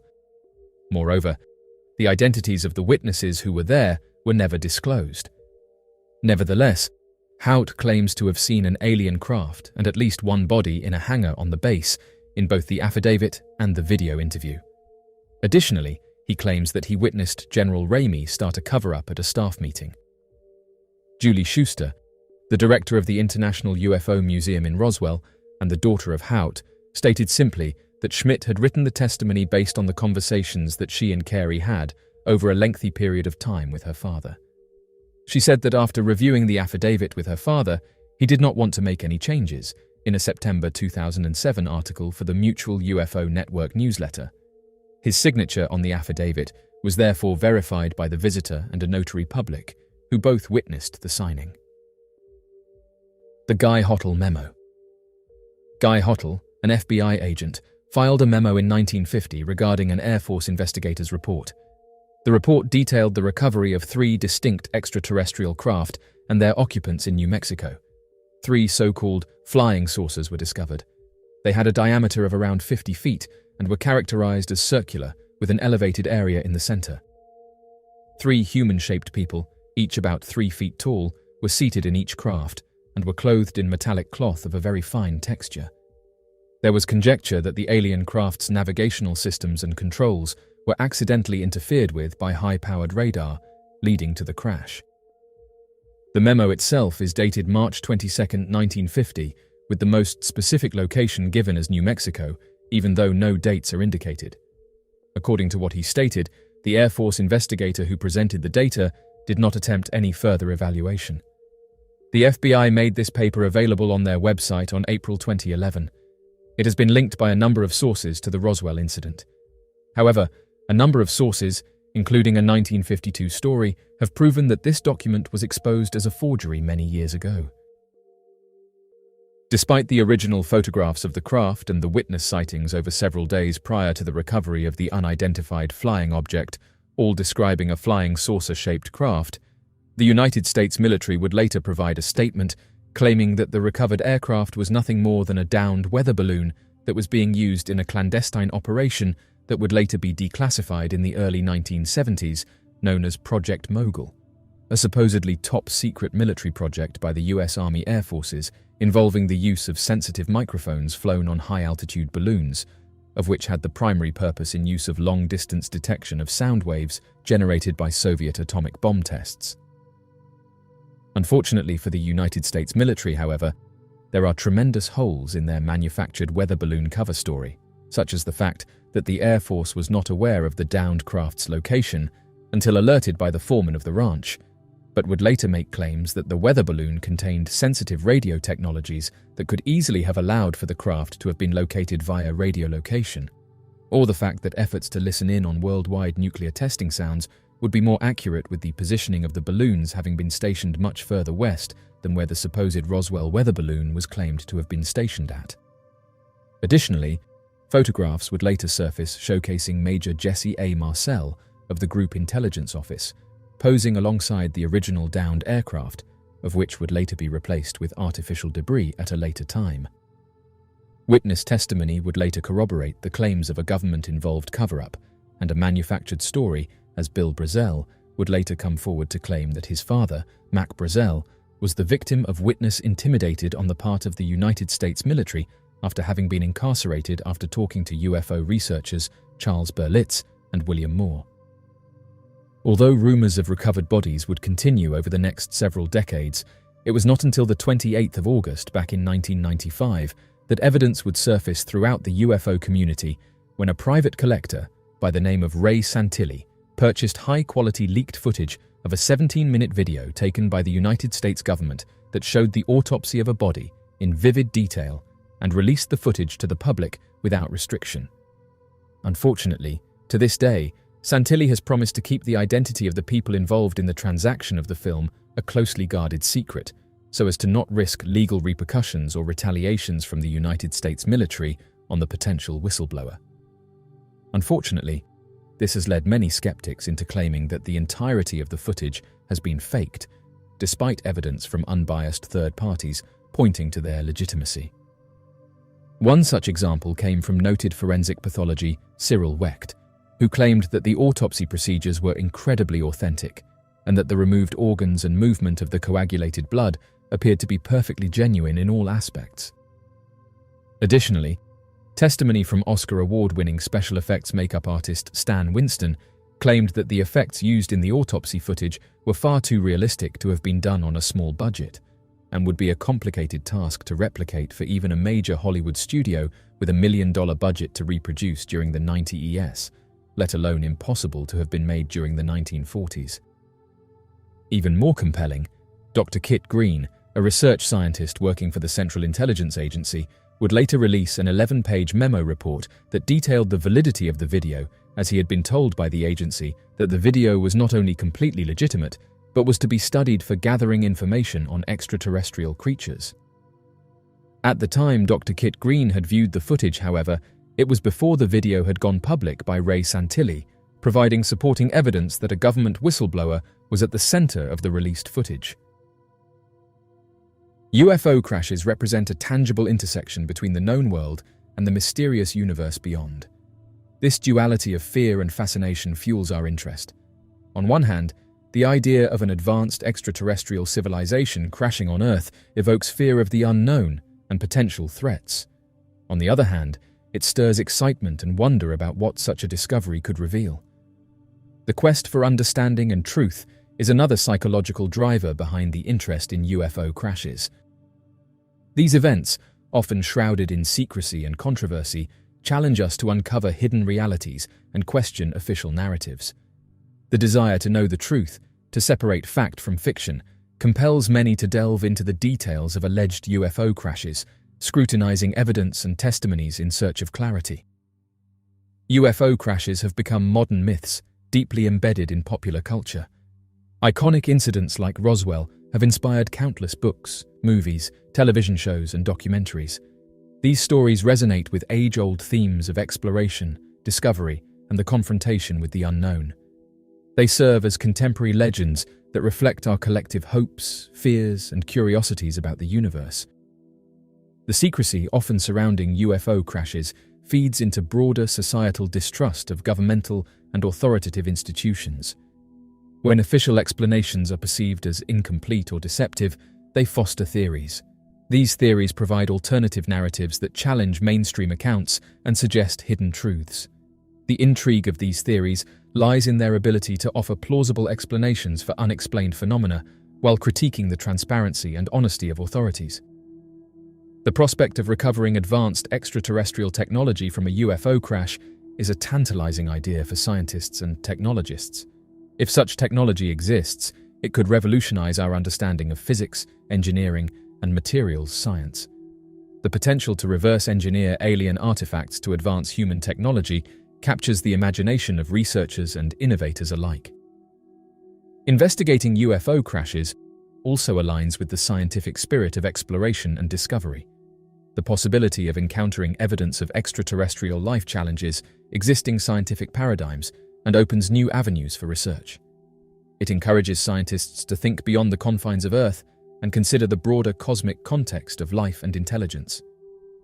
UFO crashes are often viewed through the lens of national security. The recovery and study of unknown aerial phenomena have implications for a nation's defense capabilities and technological edge. The potential military applications of advanced technologies recovered from UFO crashes add a layer of geopolitical intrigue and competition as nations strive to secure and control such resources. The presence of unidentified aircraft in restricted or sensitive airspace poses a direct challenge to national defense. These airspace violations can potentially indicate espionage or reconnaissance activities by foreign adversaries. UFOs that evade radar detection and exhibit advanced maneuverability complicate the ability of defense systems to secure national borders and airspace. UFOs that are observed near military installations, nuclear facilities, or during training exercises raise significant security concerns. The ability of these objects to approach critical infrastructure without being intercepted highlights potential vulnerabilities in national defense systems. The unexplained nature of these phenomena necessitates heightened vigilance and the development of strategies to protect military assets from unknown threats. The presence of UFOs in controlled airspace represents a risk to civil aviation. Pilots and air traffic controllers rely on precise tracking and clear communication to maintain safety. Unidentified objects that do not follow established flight paths or respond to communication attempts create potential collision hazards, endangering both civilian and military aircraft. UFO sightings can disrupt air traffic control operations, leading to delays and diversions. When air traffic controllers are faced with unidentified objects on radar, they must prioritize safety by redirecting aircraft to avoid potential encounters. This not only affects the efficiency of air travel, but also places additional strain on air traffic control systems. UFOs often exhibit flight characteristics and technological capabilities that surpass current human-made aircraft. These include rapid acceleration, sudden changes in direction, and the ability to hover without visible propulsion. If these objects are of foreign origin, they could represent significant advancements in aerospace technology. Understanding and countering such technology is crucial for maintaining a technological edge in defense. The unexplained nature of UFOs necessitates comprehensive intelligence gathering and analysis. Security agencies must investigate the origins, capabilities, and intentions of these objects. This involves collecting data from radar systems, pilot reports, satellite imagery, and other sources. The goal is to determine whether these phenomena pose a threat and to develop countermeasures if necessary. Public sightings of UFOs can lead to widespread speculation and fear. If the government fails to provide clear information or explanations, it can result in public panic and a loss of trust in authorities. Managing public perception and maintaining transparency while ensuring national security is a delicate balance. The appearance of UFOs in or near the airspace of multiple countries can strain diplomatic relations. Countries may accuse each other of covert surveillance or unauthorized incursions. Establishing international protocols for reporting and investigating UFO sightings is essential to prevent misunderstandings and promote cooperative security measures. Given the global nature of UFO sightings, international cooperation is crucial for effective monitoring and response. Sharing data and research findings with allies and global partners can enhance collective understanding and improve defensive capabilities. Joint efforts can also help identify patterns and commonalities in UFO encounters. Developing international protocols for UFO sightings can standardize the response to these phenomena. This includes agreed-upon procedures for reporting sightings, investigating incidents, and sharing information. Such protocols can reduce the risk of misinterpretation and promote a coordinated approach to addressing potential threats. The debate over UFO crashes often intersects with broader discussions about government transparency and public disclosure. Many advocate for the declassification of information related to UFO incidents, arguing that the public has a right to know about potential extraterrestrial encounters. This movement reflects a demand for greater openness and accountability in handling phenomena that could have profound implications for humanity. One of the reasons UFO crashes continue to captivate us is the enduring lack of conclusive evidence. Despite numerous reports and alleged sightings, definitive proof of extraterrestrial involvement remains elusive. This ambiguity fuels ongoing curiosity and investigation as people strive to fill the gaps in our understanding. The enduring mystery of UFO crashes also lies in the possibility of new discoveries. Each new report or piece of evidence holds the potential to rewrite our understanding of the universe and our place within it. The hope that the next discovery could provide the breakthrough we seek keeps the public engaged and invested in the topic. The fascination with UFO crashes is multifaceted, encompassing psychological, cultural, scientific, and socio-political dimensions. These incidents captivate our imagination and challenge our understanding of reality, driving us to seek truth, explore new frontiers, and question official narratives. As long as the mysteries surrounding UFO crashes remain unsolved, they will continue to intrigue and inspire, reflecting our deepest curiosities and aspirations about the universe and our place within it. Personal experiences and eyewitness accounts play a crucial role in sustaining interest in UFOs. When individuals report sightings or encounters, their stories add a human dimension to the phenomenon, making it more relatable and compelling. The consistency of certain details across different accounts can be particularly intriguing, suggesting a commonality that invites further investigation. The UFO phenomenon also creates a sense of community and belonging for those who believe in or have experienced sightings. UFO enthusiasts form groups, attend conferences, and participate in online forums, finding solidarity and shared purpose in their interest. This sense of community reinforces belief and interest in the phenomenon. The International Space Station serves as a unique platform for scientific research and observation. It also provides a continuous live feed, allowing the public to witness the wonders of space in real time. However, one particular event captured on the live cameras has sparked both intrigue and debate, a large crucifix appearing close to the space station. One ordinary evening, an avid space enthusiast and regular watcher of the live feed settled in to observe the serene views of Earth from space. As he watched, something extraordinary happened. A large, glowing crucifix appeared near the International Space Station, captured clearly by the live cameras. The man said he was in disbelief and so quickly took a screenshot to document the event. The crucifix seemed to hover, illuminated against the dark backdrop of space, before slowly fading away after several minutes. The mysterious photograph quickly spread across social media and various online platforms. The clarity of the images and the distinct form of the crucifix left little room for skepticism about what was captured.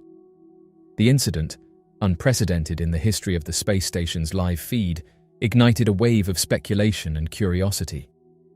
Social media platforms were flooded with discussions, theories, and debates about the significance of the crucifix. Some viewers interpreted the event as a divine sign, a message from a higher power in the vastness of space. Others speculated about possible scientific explanations, while some questioned the authenticity of the footage despite its clear evidence. For many, the sighting of a crucifix in space carried profound significance, with many saying that the crucifix, a symbol deeply rooted in Christian faith, appearing in the expanse of space, was seen by some as a miraculous event. As many have pointed out, numerous incidents have been recorded where objects of unknown origin appear near the International Space Station, displaying characteristics that defy conventional explanations. These sightings typically involve objects moving at high speeds, changing directions abruptly, and exhibiting luminescent qualities. Unlike space debris or known satellites, these UFOs often follow irregular trajectories, suggesting intelligent control or advanced propulsion systems. The space station's live feed has captured several such sightings, with some of the most notable incidents gaining significant public attention. For example, in one widely discussed sighting, a glowing disc-shaped object was seen maneuvering near the space station's cameras. The object moved in ways that seemed to contradict the laws of physics as we understand them, including sudden stops and rapid accelerations. Another instance involved a triangular object emitting a bright light, observed hovering before vanishing into the darkness of space.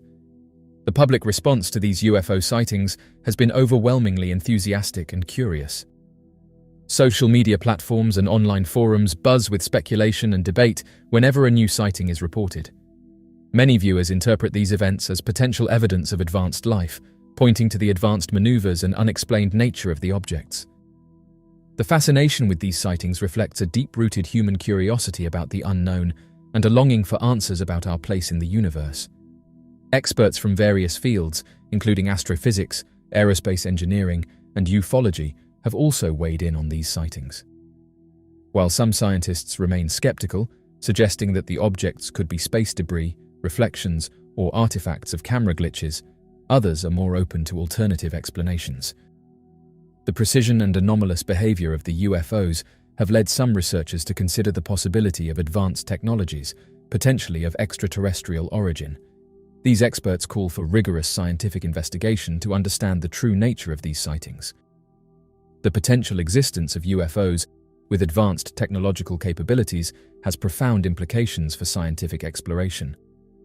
If these objects are indeed extraterrestrial or represent advanced human technology, they could offer insights into propulsion systems, energy sources, and materials far beyond our current understanding.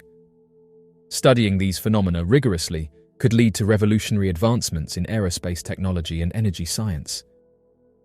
One of the most striking features of triangle-shaped UFOs is their geometric precision. Witnesses consistently describe these objects as having a perfect triangular form, often with rounded or sharp corners. The symmetry and exactness of these shapes suggest an advanced level of design and construction that challenges current aerospace engineering capabilities. Triangle-shaped UFOs are frequently reported to have lights at each corner and sometimes a larger light in the center. These lights often exhibit unusual behaviors, such as changing colors, pulsing, or moving independently. The movement of these UFOs is another defining characteristic. They are capable of rapid acceleration, abrupt turns, and hovering in place, all without any visible means of propulsion. This defies our understanding of aerodynamics and propulsion systems. Another common feature of triangle-shaped UFOs is their silence. Despite their large size and the speed at which they can move, these objects are often reported to be completely silent. This lack of noise adds to the mystery and suggests the use of advanced technology that minimizes or eliminates the sound associated with conventional aircraft engines. One of the most compelling theories is that triangle-shaped UFOs are advanced in origin. The advanced maneuvers, geometric precision, and lack of visible propulsion systems suggest technology far beyond current human capabilities. Proponents of this theory argue that these UFOs could be reconnaissance or exploratory craft sent by intelligent extraterrestrial beings to study Earth and its inhabitants. Another plausible explanation is that triangle-shaped UFOs are advanced human-made technology, potentially developed in secret by military or private aerospace programs. These could be experimental aircraft or drones utilizing cutting-edge propulsion and stealth technologies. The clandestine nature of such projects would explain the lack of public knowledge and official acknowledgement. Triangle-shaped UFOs also raise important questions about national security.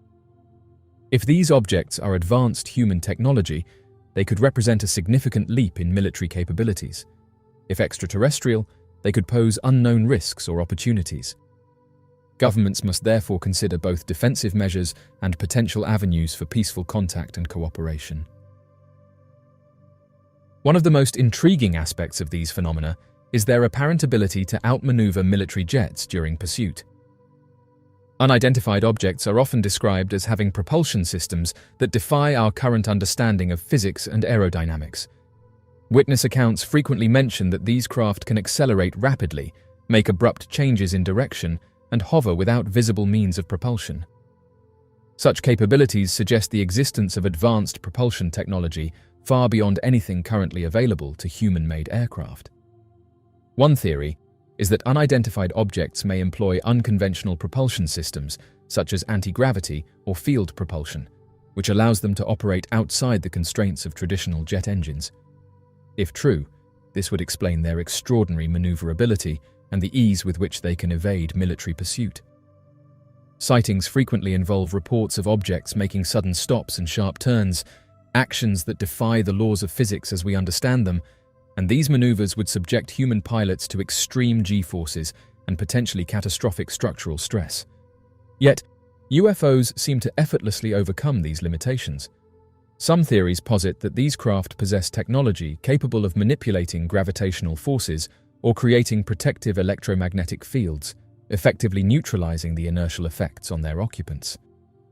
If this were the case, it would provide a plausible explanation for their remarkable maneuverability and ability to outmaneuver military jets. The aerodynamic characteristics and materials of unidentified objects have long been subjects of speculation.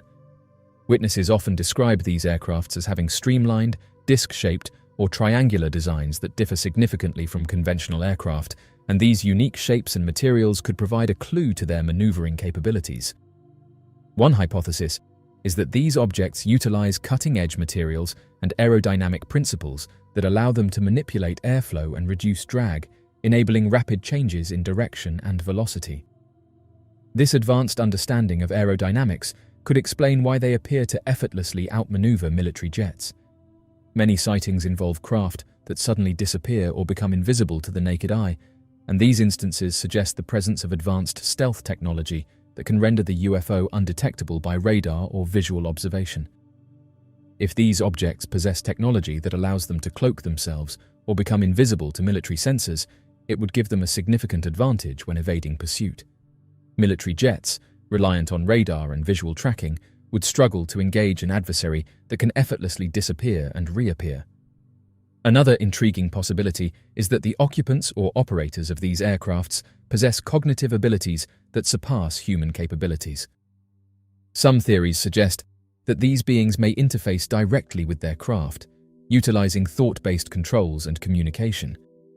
If operators possess advanced cognitive abilities, it would allow them to anticipate and react to military pursuit with incredible speed and precision, and this telepathic or thought-controlled connection between operators and craft could explain their ability to consistently outmaneuver military jets.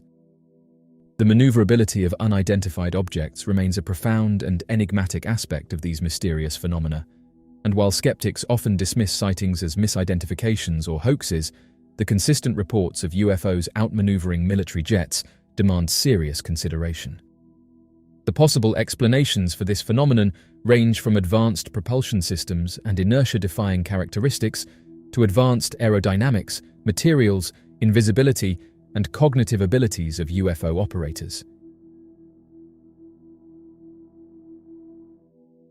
The Yangshan Quarry, located near Nanjing, China, is a site of profound historical and archaeological significance. It is renowned for its massive, unfinished stele, a monumental stone slab that was intended to be part of the Ming Xiaoling Mausoleum. The quarry's colossal stone blocks and the grand ambitions behind their creation raise numerous questions about the engineering capabilities, intentions, and historical context of ancient Chinese civilizations. The Yangshan Quarry has a rich history dating back to the early Ming dynasty. It was during this period that the quarry was selected to supply stone for the Ming Xiaoling Mausoleum, the tomb of the emperor, the founder of the Ming dynasty. The site was chosen for its high-quality limestone, which was ideal for constructing monumental stoneworks. After that, they were reported to have carved and cut 3 giant pieces out of the mountainside before realizing that the blocks they had been cutting were too large. They gave up on the project in favor of a more feasible task. When the height of the stone tortoise it is perched on is taken into account, the stele that these masons ultimately created for the emperor stands at over 6 meters or 22 feet tall and weighs approximately 100 tons in total. The stele at this measurement, if assembled, would have been more than 8 times taller and would have measured in at 73 meters high and more than 310 times heavier, coming in at 31,000 tons. Currently, the stele head is estimated to weigh 6,100 tons. The body weighs somewhere around 8,700 tons, but those are both dwarfed by the stele base, weighing in at 16,000 tons. Many historians have questioned why the expert masons of the emperor assumed they could move 3 blocks, weighing a combined 31 tons 20 kilometers across the mountains. When looking at the numbers, it seems absurd that the effort wouldn't have been stopped almost immediately, let alone allowed to start in the first place, especially in light of the fact that, overall, this was a series of massive errors occurring over a very long period of time and involving a substantial number of people. The stark variations in size, location, and form suggest that they were never intended to be arranged in a group or even shifted. They also wouldn't have been cut simultaneously and in such different ways if they were. Many have questions about how much of their resources and attention were being diverted into the protracted battle with the Mongols, and how, mere years later, the nation's bankrupt treasury was unable to raise even the minimal amount of money needed to produce a single copy of their recently produced history. As experts have pointed out, it doesn't exactly seem like the right moment to start one of the largest technical projects in history, a project that would have only produced a work of art during this taxing time. An examination of the site reveals a multitude of inclusions that would never have been formed if the site was merely a quarry. Therefore, there barely seems to be a need to reconcile this unusual account. For example, 3 rock outcroppings can be seen at the site. At first, these could be thought of as places to fasten ropes, but their placement immediately undermines this notion. They are restricted to a few stones, and on a few of those stones, they are grouped together on a single side. Additionally, a lot of the protrusions are completely rounded, which makes them unsuitable for rope grips. Some are also below the section where the block was supposed to be cut. Additionally, as the same image shows, smooth cylindrical segments have been eliminated in a location where the removal of the blocks would be pointless. Examining the patterns engraved into the walls of the rooms built beneath these enormous amounts of stone makes it even more difficult to believe that these blocks were ever meant to be moved. Similar to how entoptic phenomena was incorporated into some of the oldest cave art sites in the world, these patterns, which are engraved a centimeter or more and occasionally deeper than an inch, appear to have been carved into the internal surfaces of these structures. To put it another way, our ancient ancestors used to induce altered states of consciousness in themselves, usually by using naturally occurring psychedelic compounds. Once in these states, they would carve or paint entoptic phenomena, among other things, inside caves and on rock faces. To be clear, many of these deep engraved patterns of lines, especially along the side walls, do resemble what's left after a modern heavy excavator, and some have pointed out that these long engraved patterns of lines are most definitely not the result of the stone in these openings simply being removed, at least not by any tools or techniques attributed to ancient man. Why then would the labourers go through the trouble of allegedly quarrying these blocks? The patterns seem creative, akin to what one could see in a place of ritual. From the perspective of the surrounding mountains and the gaps between the large stones, it appears as though millions of tons of rock have been removed. Although the area has reportedly been used as a quarry for some time, the astounding quantity of rock that looks to have been moved defies understanding. Furthermore, if the site was utilized for rock quarrying before being moved elsewhere, it was done so in a very strange way, as if there had been a deliberate attempt to leave behind tall walls, something that isn't present at any other old quarry. It would seem more plausible to assume that whoever was employed at this location in the beginning did so in order to build the structures that are still there. Even though there would be some precedent, it would still be a massive project. If the location does represent the remnants of an extremely old civilization, it's possible that they employed perhaps unknown construction methods and rubble masonry stonework to shape various areas of the site, thus reducing their burden. The methods used would have been adding-subtracting. As the workers broke apart certain areas of rock, they would use the rubble to fill in other areas of the site, piecing together enormous stone creations while they carved out others. Rubble masonry, for example, is the process of mixing small rocks with cement, then using that material to fill in wooden frames to make walls or blocks.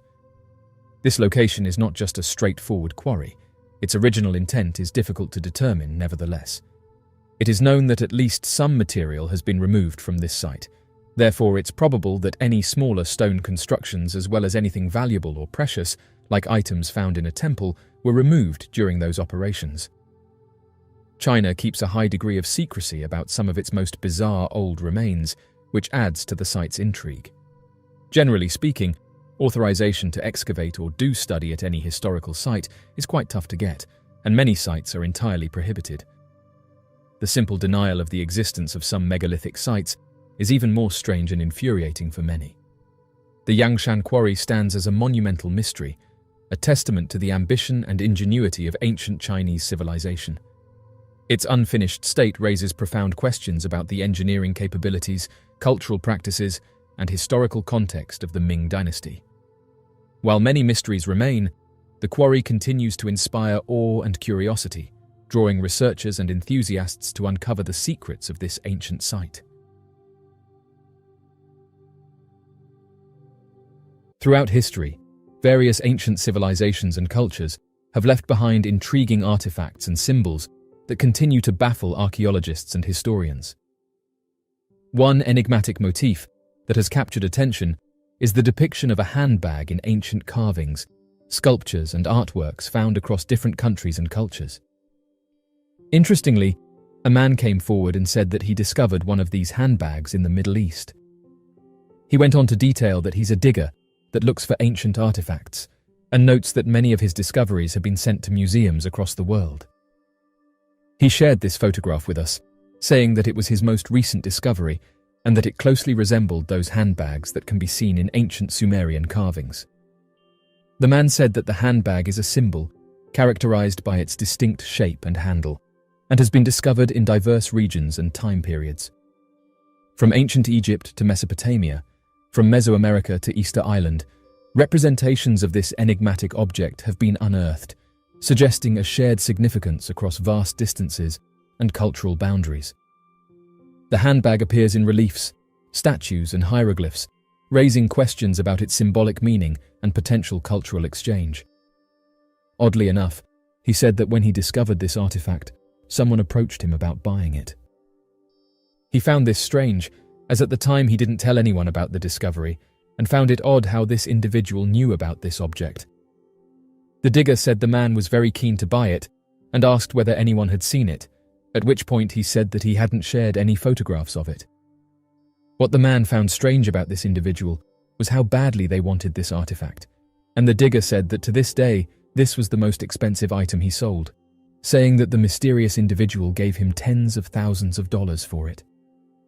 When the digger asked the man about his name and where he was from, he said that the strange individual ignored him, but did say that before he left, the man said that if he found any more of these items, that he would be in contact. The digger found this strange, as he had never seen this man before and couldn't understand where he came from and how he knew about this discovery. Luckily enough, the digger had taken some photographs of the objects shortly before he was approached and was able to share them with us. As of right now, the digger is baffled by the experience and couldn't understand why the man wanted the object so desperately. He didn't take a photograph of him, but did describe him as being very tall, wearing a black suit with black shoes, and talking in a very monotone voice. He said that he's never seen the man before, and that he didn't blend in with anyone from the area.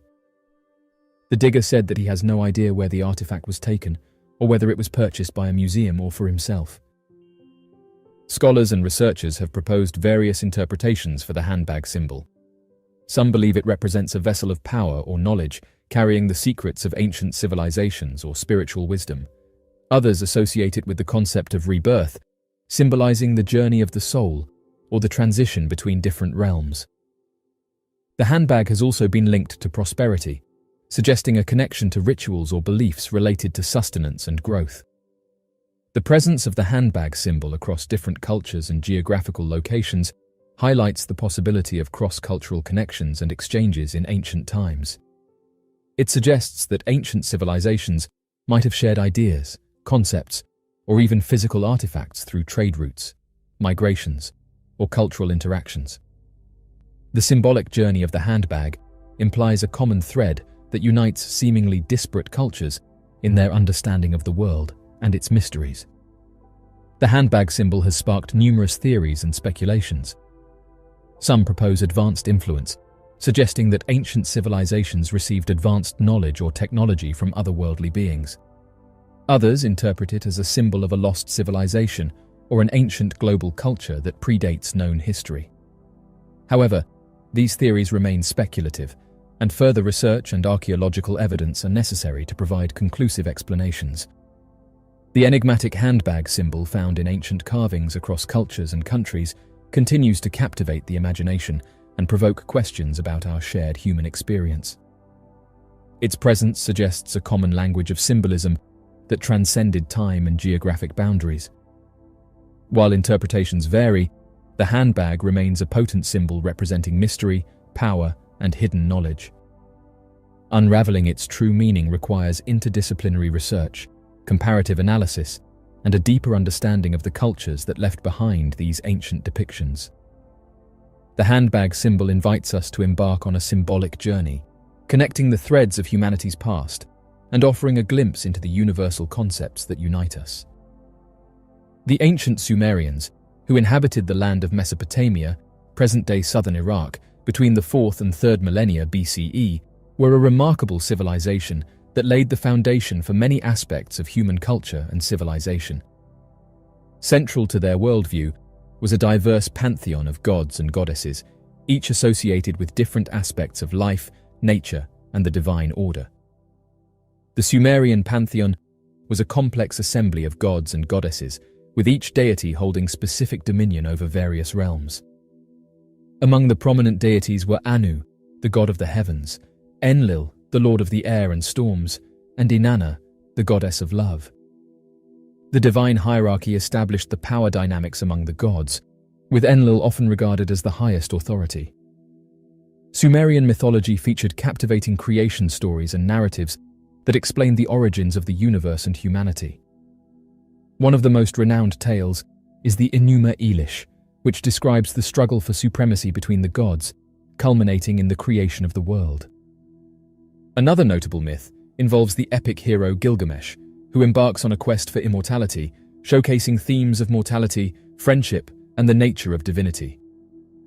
The gods played a significant role in Sumerian society, influencing various aspects of life, from governance and law to agriculture and warfare. The king, as the representative of the gods on earth, held a sacred role and derived his authority from divine endorsement. Legal codes and administrative systems were established with the gods' guidance, ensuring justice, order, and social harmony. Additionally, the gods were invoked for protection, success in battle, and bountiful harvests. Sumerian religion and mythology had a profound impact on subsequent cultures in Mesopotamia and beyond.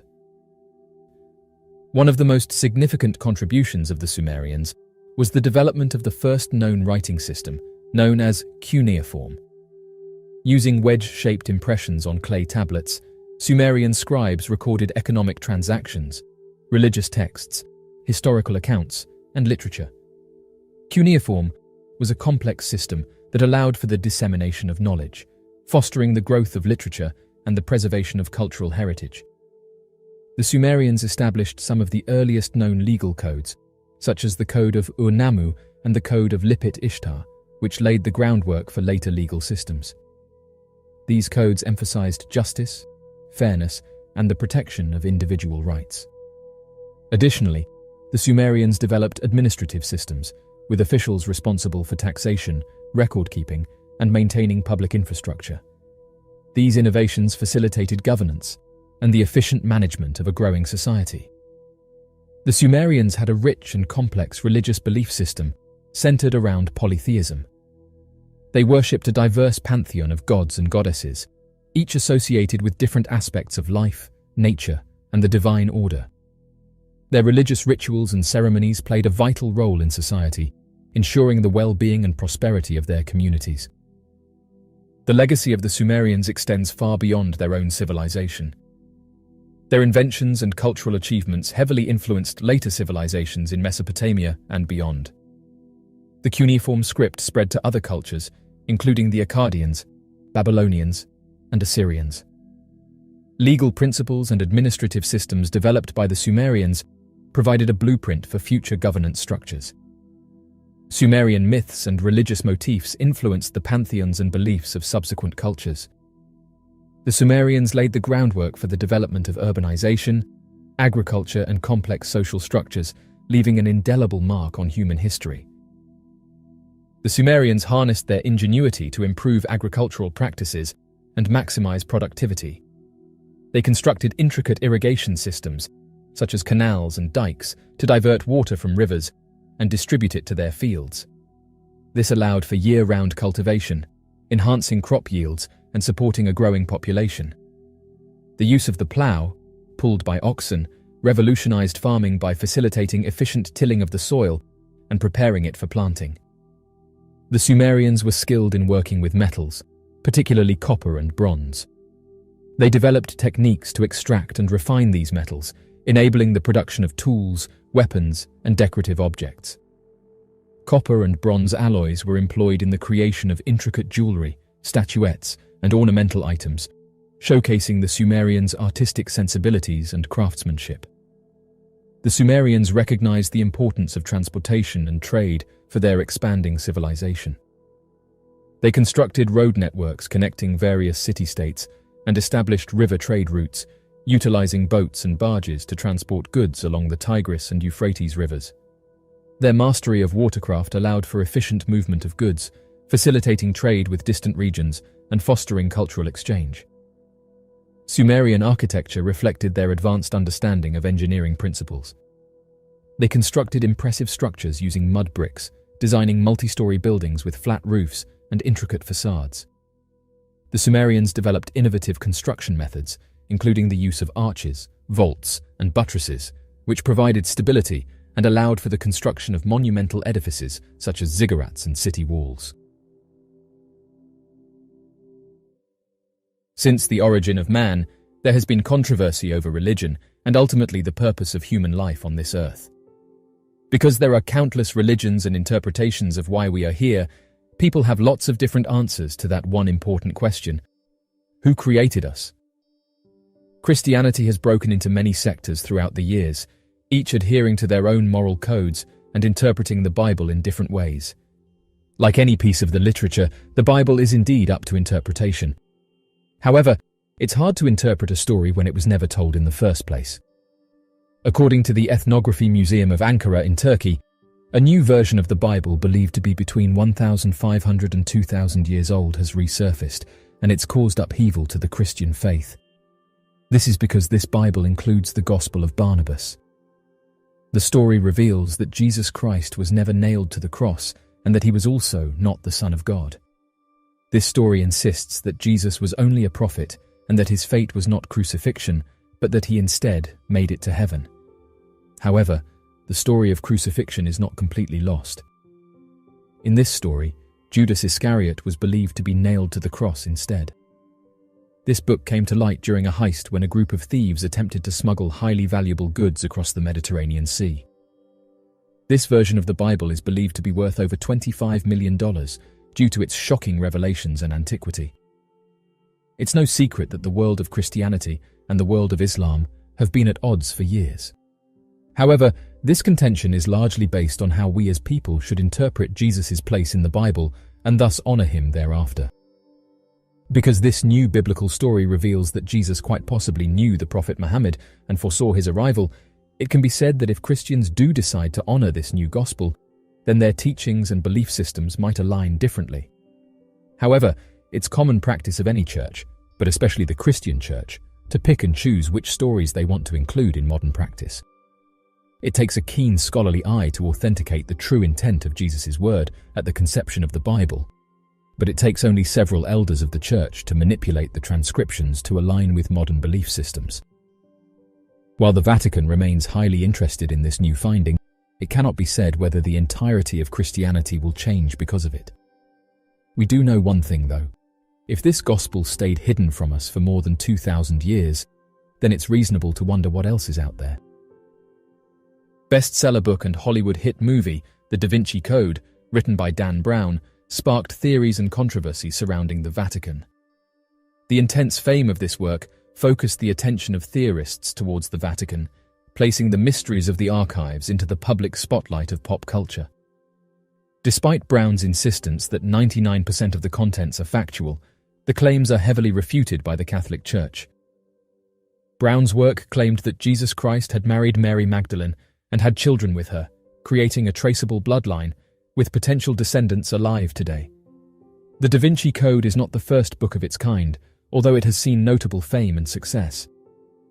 Since the Da Vinci Code made such claims surrounding Jesus and the Church, conjecture grew, and popular theories now suggest that the true bloodline of Jesus Christ is concealed within the Vatican Apostolic Archives. One piece of supposed evidence for the theory that Jesus had a wife and children, and subsequent descendants alive today, is that there is little known about Christ between his birth and early childhood, and then the years before his death, in his early 30s. The focus of Christ's life within the Bible is largely on his birth and work leading to his crucifixion, hence the Christmas and Easter celebrations. But what was Jesus doing in the other 20 years of his life? This is the question many have begun asking. For many, marrying, having children, creating a family is a probable assumption. It's certainly the one made by Dan Brown. The Bible states Mary of Magdala was a follower and traveled with Jesus. However, Brown and other theorists believe their relationship to one another was more intimate and suggest that the two married. So, what do we believe could be within the Vatican Apostolic Archives? Documentation of Jesus' bloodline potentially being held within the Vatican is a relatively common theory, though the form of this documentation is also in debate. Some believe messages and letters between St. Paul and Emperor Nero contain first-person accounts surrounding Jesus Christ's life, including a written record of his bloodline. Others believe individuals who had seen Jesus personally had drawn portraits of Jesus, and these are contained within the Vatican Apostolic Archives. The earliest, publicly known portraits of Jesus were created approximately 200 years after his death. Why does the Catholic Church need to protect the knowledge surrounding the bloodline of Jesus Christ, if it is indeed contained within the Vatican Apostolic Archives? The answer here is likely rather simple. Evidence of Jesus' bloodline has the potential to contradict the teachings of the Church and therefore undermine Holy Scripture. The implications of Jesus having descendants is a complicated thought. If the relatives of Christ, and therefore the relatives of God, were alive and accessible, then the role of the Pope would be far less significant. However, realistically, after tracing a bloodline for hundreds of generations, the vast majority of people would be related. Tracing a bloodline back for only 20 generations could find up to 1 million relatives, and with the ever-increasing population, locating the closest descendant would be an ever-challenging task. If the Vatican Apostolic Archives holds documentation of Jesus' bloodline, how updated is it? And with such a vast number of descendants, do you think the bloodline could be traced through to modern society? Do you think revealing this knowledge would conflict with the teachings of the Bible, the Church, and Holy Scripture? Christians have long held any sacred remnants from the time period when Jesus walked the earth. Ancient Catholics stormed the world in search of anything that they could bring back to Europe, from holy relics mentioned in the Bible to bone fragments of a saint, so that they might have a physical memorial for reverence in their sanctuaries. Although there is a long history of falsifying artifacts for the sake of profit or prominence, one of the most hotly contested of these is the Shroud of Turin, also known as the Holy Shroud. This piece of linen, found in the 14th century, bears a negative image of a man that some believe to be Jesus Christ, and claim that the cloth is his burial shroud. The cloth was denounced in 1389 as a fake, a claim that faced heated opposition, and the modern-day Catholic Church has neither denounced nor endorsed the shroud. Recently, new details have emerged. The Shroud of Turin's authenticity has been heavily debated since its first appearance in 1390, while also holding firm the position as one of the most well-known relics of the Catholic Church. Finally, in 1988, a team of scientists were given permission to cut small samples of the cloth and sent it to 3 different laboratories, all of whom independently dated the cloth to 1260 to 1390 AD. However, even these seemingly definitive results were contested, as critics claimed that the test swatches were from relatively more recent areas where the shroud had been patched, contaminated by a fire in the 16th century, or delivered inaccurate results due to the number of people who have handled the cloth over the centuries. There is vast amounts of evidence for both sides. Firstly, the shroud depicts the full body image of a man lying with his hands crossed over himself as though for burial, with markings on his wrists. In the Middle Ages, Jesus Christ was always depicted with crucifixion marks over his palms, although in biblical days, they would in fact have driven the stakes through the wrists. Additionally, experts remain mystified as to what could have created such an accurate negative image of a man on the cloth. Tests analyzing the cloth have found no evidence of pigments, paints, dyes, or stains on the fiber, while also confirming that at some point in its past, the cloth had been in direct contact with a body. However, some experts believe that the Middle Ages date of the shroud points to its use as a burial shroud for a crucifixion victim of the day, centuries after Jesus was crucified. Adding to speculation, in 2018, a bloodstain pattern analysis was performed on the shroud and concluded that the faint blood flow stains came from different angles and were not produced by one body as it was being laid out for burial. Believers in the shroud have also pointed out that the Middle Ages radiocarbon date could have been based on years of the shroud being on public display for believers to touch, kiss, and pray over after its reveal in the 14th century. As well as possible carbon monoxide contamination, both instances which could conceivably cause a first-century artifact to be inaccurately dated as Middle Ages. No paints or substances. No matter which side of the authenticity argument you find yourself on, an enduring mystery of the shroud is the source of the image of a man. If it were painted on as part of the supposed forgery of the Middle Ages, chemists would be able to analyze and identify the chemical profiles of the pigments used, as well as identify microscopic signs of brushstrokes, both of which are conspicuously lacking. In fact, there is no evidence of any form of paint, dye, or any other substance being used to darken the fibers. It's as if the individual fibers simply changed color of their own accord, presumably from chemical reactions as a result of laying upon the body as the burial shroud of Jesus Christ. Laying on a human form in this manner could result in the chemical darkening of the cellulose fibers of the cloth with the application of even very mild heat, although other burial shrouds don't usually bear negative images of the person they encapsulated. Additionally, there is the presence of bloodstains and badly decomposed DNA that points to the fact that this was likely used for some type of body. Another hypothesis for the source of the image stems from the fact that the image imprinted on the cloth is a negative, that is, the dark and bright parts of the image are reversed, which is a technique in photography. Some argue that if the cloth were indeed a medieval forgery, the image could have conceivably been imprinted on the cloth using primitive photography materials that would have been accessible, such as silver nitrate and a quartz lens. Researchers have been able to create replications of the shroud using these simple techniques, although they haven't been successful in making the image remain on the cloth when the silver is removed. However, most theorists acknowledge that this is a stretch of the imagination, as there is no documentation of any sort of knowledge of this type, and the odds of no mention of such a groundbreaking technology being made in any surviving record is slim.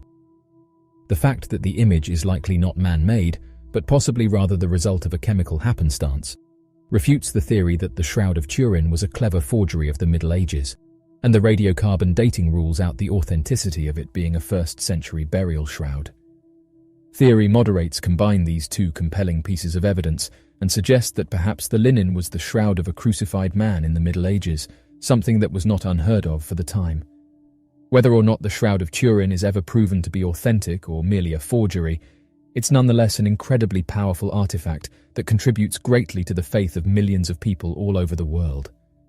Even from the perspective of non-believers, the shroud is a powerful archaeological piece dating back to the Middle Ages with a shockingly accurate depiction of a crucified human. Although how this image appeared on the cloth will likely remain a hotly debated mystery, the significance of the Shroud of Turin cannot be contested, no matter which side you fall on. As of right now, there's still many questions that remain unanswered when talking about religion. The Vatican Apostolic Archives, also known as the Vatican Secret Archives, is one of the oldest and most important archives in the world, containing historical documents dating back to the 8th century. The archives contain a vast collection of documents related to the Catholic Church, including letters, papal bulls, diplomatic correspondence, and other important historical records. In recent years, the Vatican has made efforts to increase access to the archives, and many documents have been digitized and made available online. Nonetheless, due to the sheer volume of documents in the archives, many of its contents remain largely unexplored and mysterious. Nikola Tesla was a Serbian-American inventor, electrical engineer, mechanical engineer, and futurist. He is best known for his contributions to the design of the modern alternating current electricity supply system. Tesla was born in Smiljan, Croatia, then part of the Austro-Hungarian Empire, and studied engineering and physics in Austria and Czech Republic. After working for several years in Europe, he emigrated to the United States in 1884. In 1887, Tesla developed the concept of the alternating current electrical supply system, which is still used today for power transmission and distribution. Tesla also invented numerous other electrical devices, including the Tesla coil, a type of resonant transformer used in wireless communication, and the Tesla turbine, a bladeless turbine that uses fluid to generate power. Tesla was a prolific inventor and held over 300 patents in his lifetime. He also contributed to the fields of robotics, radar, and computer science. Despite his many accomplishments, Tesla struggled financially in his later years and passed away in relative obscurity in New York City in 1943. However, his legacy has endured, and he is widely regarded as one of the greatest inventors of all time. Going back a few years ago, the FBI released 64 pages of unreleased documents, and these were of particular interest because for many years theories had been floating around as to why Tesla's work was collected by the government. Many argued that the majority of Tesla's inventions would never work, so if this was the case, why then did the United States government quickly swoop in and collect his work shortly after he had passed away? Even the Central Intelligence Agency has released some interesting documents about the inventor, and again have detailed that they collected some of his work shortly after he passed away. As many have pointed out, something had obviously caught these agencies' attention, as they soon collected his work in order to comb through what he had been working on. One of their reasons for doing this was to ensure that any work of his didn't get into the wrong hands. For this reason, they decided it would be best if the documents remained in the property of the Office of Alien Property Custodian. However, this was until the documents and other pieces of Tesla's work mysteriously disappeared after the war. Interestingly, one document that was released by the Central Intelligence Agency reads as follows. He was particularly interested in high-frequency mechanical and electrical vibrations. He once claimed that, with only a pocket-sized vibrator, he could generate tremors that would split the Earth in two. Some of his experiments were fantastic, like something out of an early film version of Dr. Frankenstein's monster. He built enormous coils at his laboratory near Colorado Springs, with which he generated up to 12 million volts of electricity and hurled bolts of artificial lightning hundreds of feet through the air. End quote. Much of what he did was shrouded in mystery, and some of his experiments have never been duplicated. Some admirers claim that Tesla foresaw the so-called Star Wars program. He tried to sell the War Department on the idea of building death rays that he claimed could melt enemy warplanes at distances of hundreds of miles. Some of those papers are held even now in the archives of various United States intelligence and defense agencies, where they are studied for clues that might be useful in modern weaponry. These are some extracts from the official FBI documents that got released. On 26th and 27th of January 1943, an examination was made of the technical papers of Dr. Nikola Tesla, which after his death had been stored in the Manhattan warehouse in New York City. This examination was made for the purpose of determining if any ideas of significant value in the present United States war effort could be found among his possessions. Participating in this examination were Mr. John C. Newington, New York Office of the Alien Property Custodian, Dr. Charles of the Washington Office of Scientific Research and Development, and John G. Trump of the Office of Scientific Research and Development of Massachusetts Institute on Technology. The following papers, which were regarded as typical of Nikola Tesla's writings and thoughts in the period of 1925 to 1942, were removed for the purpose of record and listed below in random order in which they were found, together with a brief individual abstract. Exhibit A: Possibilities of Electrostatic Generators. An updated article probably written about 1934 discussing the possibilities, as a source of high-voltage DC power, of the Van de Graaff type of electrostatic belt generator.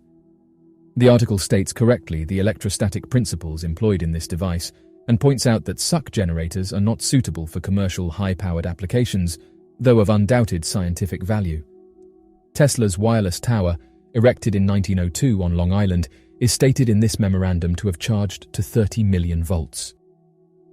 Exhibit B: Reactive force of glycerin and dynamite.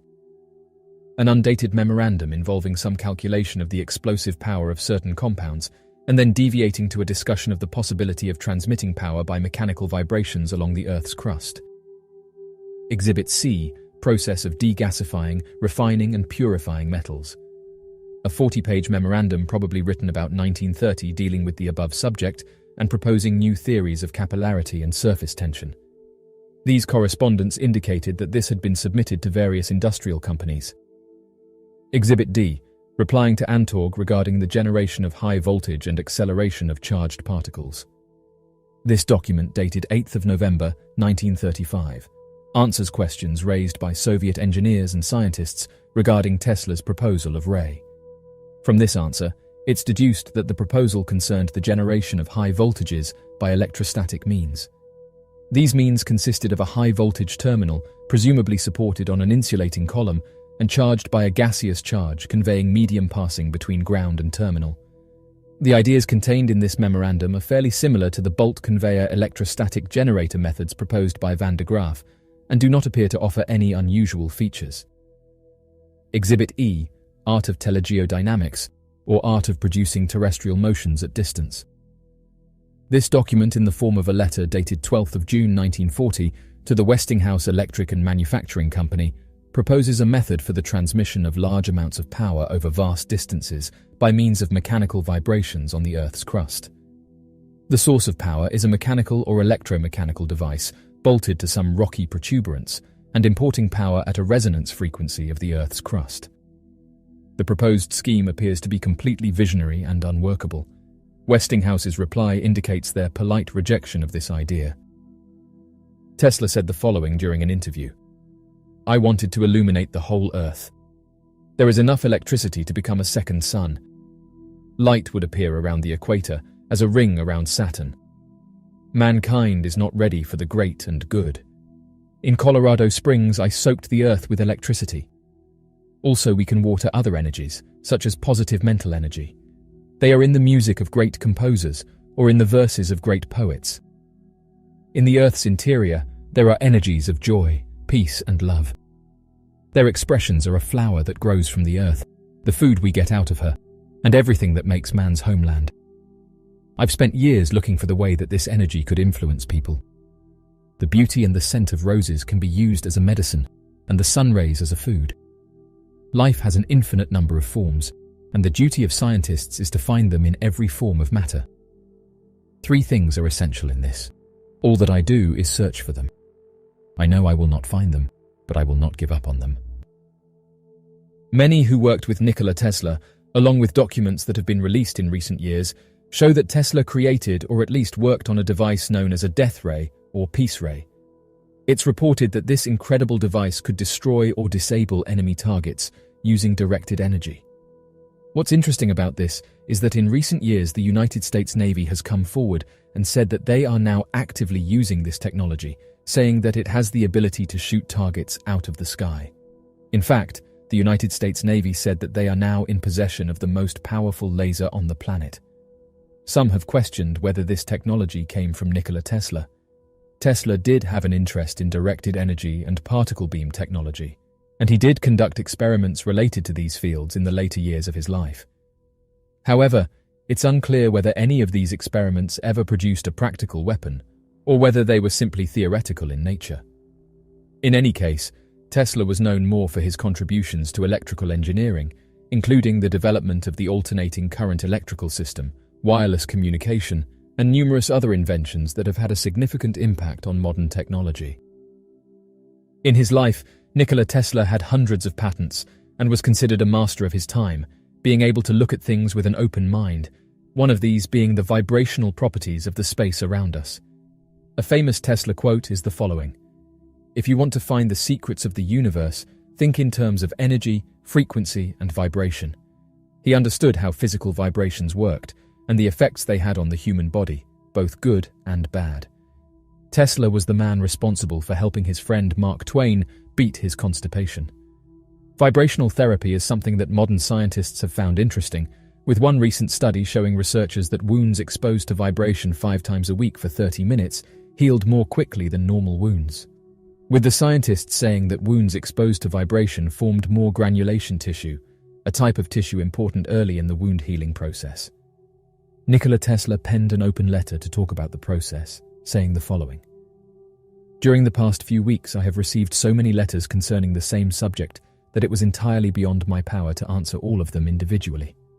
In view of this, I hope that I shall be excused for the delay, which I must regret, in acknowledging the receipt, and also for addressing this general communication in answer to all inquiries.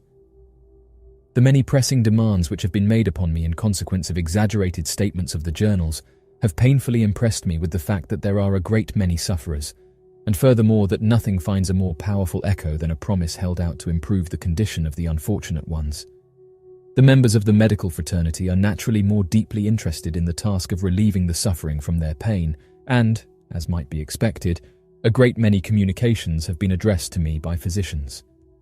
To these chiefly, this brief statement of the actual facts is addressed. Some journals have confounded the physiological effects of electrical oscillations with those of mechanical vibrations, this being probably due to the circumstance that a few years ago I brought to the attention of the scientific men some novel methods and apparatus for the production of electrical oscillations, which I learn are now largely used in some modification or other in electrotherapeutic treatment and otherwise. To dispel this idea, I wish to state that the effects of purely mechanical vibrations, which I have more recently observed, have nothing to do with the former. Mechanical vibrations have often been employed locally with pronounced results in the treatment of diseases, but it seems that the effects I refer to have either not been noted at all, or if so, only to a small degree, evidently because of the insufficiency of the means which have eventually been employed in the investigations.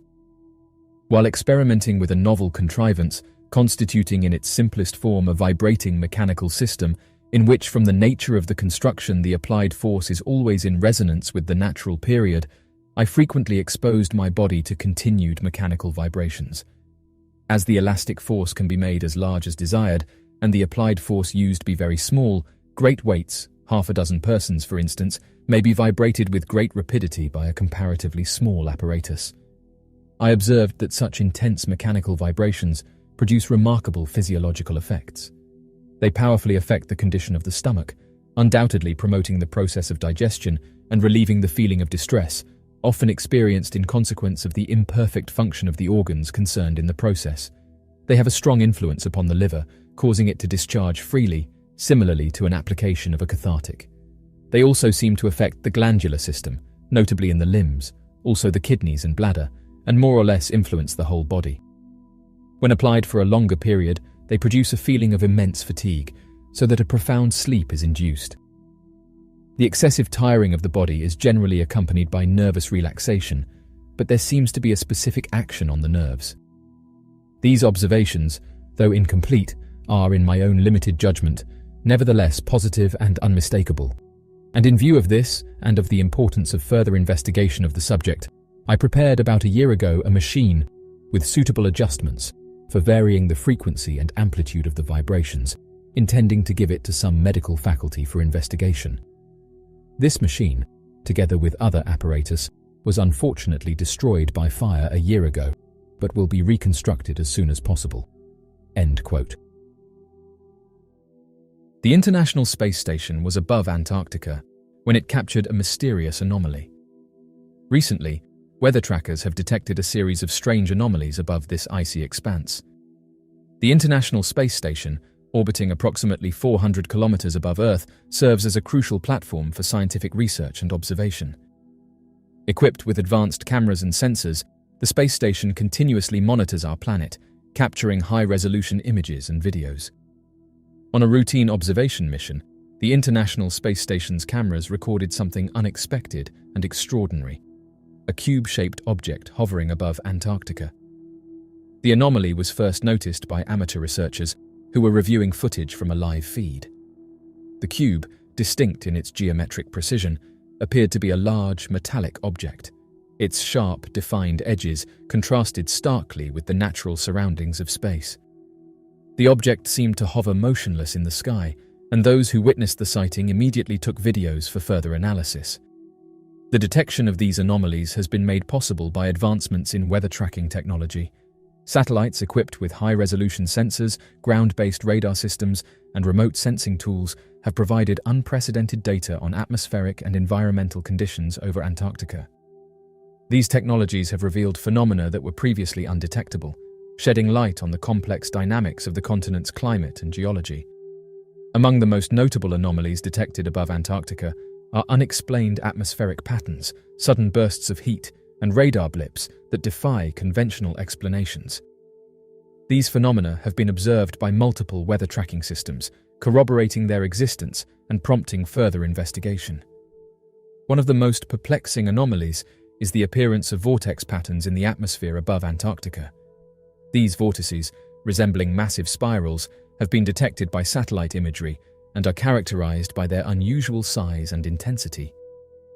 Unlike typical polar vortices driven by the Earth's rotation and temperature gradients, these anomalies do not conform to expected atmospheric behavior. Scientists are exploring the possibility that they may be caused by unknown geological or cosmic influences. This unexplained occurrence has left experts and onlookers puzzled, as the sudden appearance and disappearance of such a huge object, coupled with the emergence of a mysterious black void in their place, defy logical explanations. The phenomenon, as reported by the International Space Station, indicated a peculiar occurrence where an atmospheric disturbance was seen above Antarctica. This unusual event garnered attention after being shared on Reddit, sparking a range of reactions from users who were both surprised and puzzled by the anomaly, particularly given the use of satellite data on the website. In a further perplexing development, additional video material surfaced depicting the massive anomaly originating in the vicinity of Antarctica, with many saying that they can make out a cube-like object. The most interesting theory posits that the cube is an advanced spacecraft. Its design and the absence of visible propulsion systems suggest technology far beyond current human capabilities. Proponents of this theory argue that the isolated and remote location of Antarctica could be an ideal site for alien observations or operations. Another possibility is that the object is part of a secretive military project. Given Antarctica's strategic remoteness and international treaties regulating its use, it could serve as a testing ground for advanced, undisclosed technologies. The cube might be an experimental craft or a surveillance device. The vantage point of the International Space Station has led to numerous recorded instances of unidentified objects. These sightings often involve objects that exhibit unconventional shapes, movements, and speeds, characteristics that distinguish them from known satellites, space debris, or natural celestial bodies.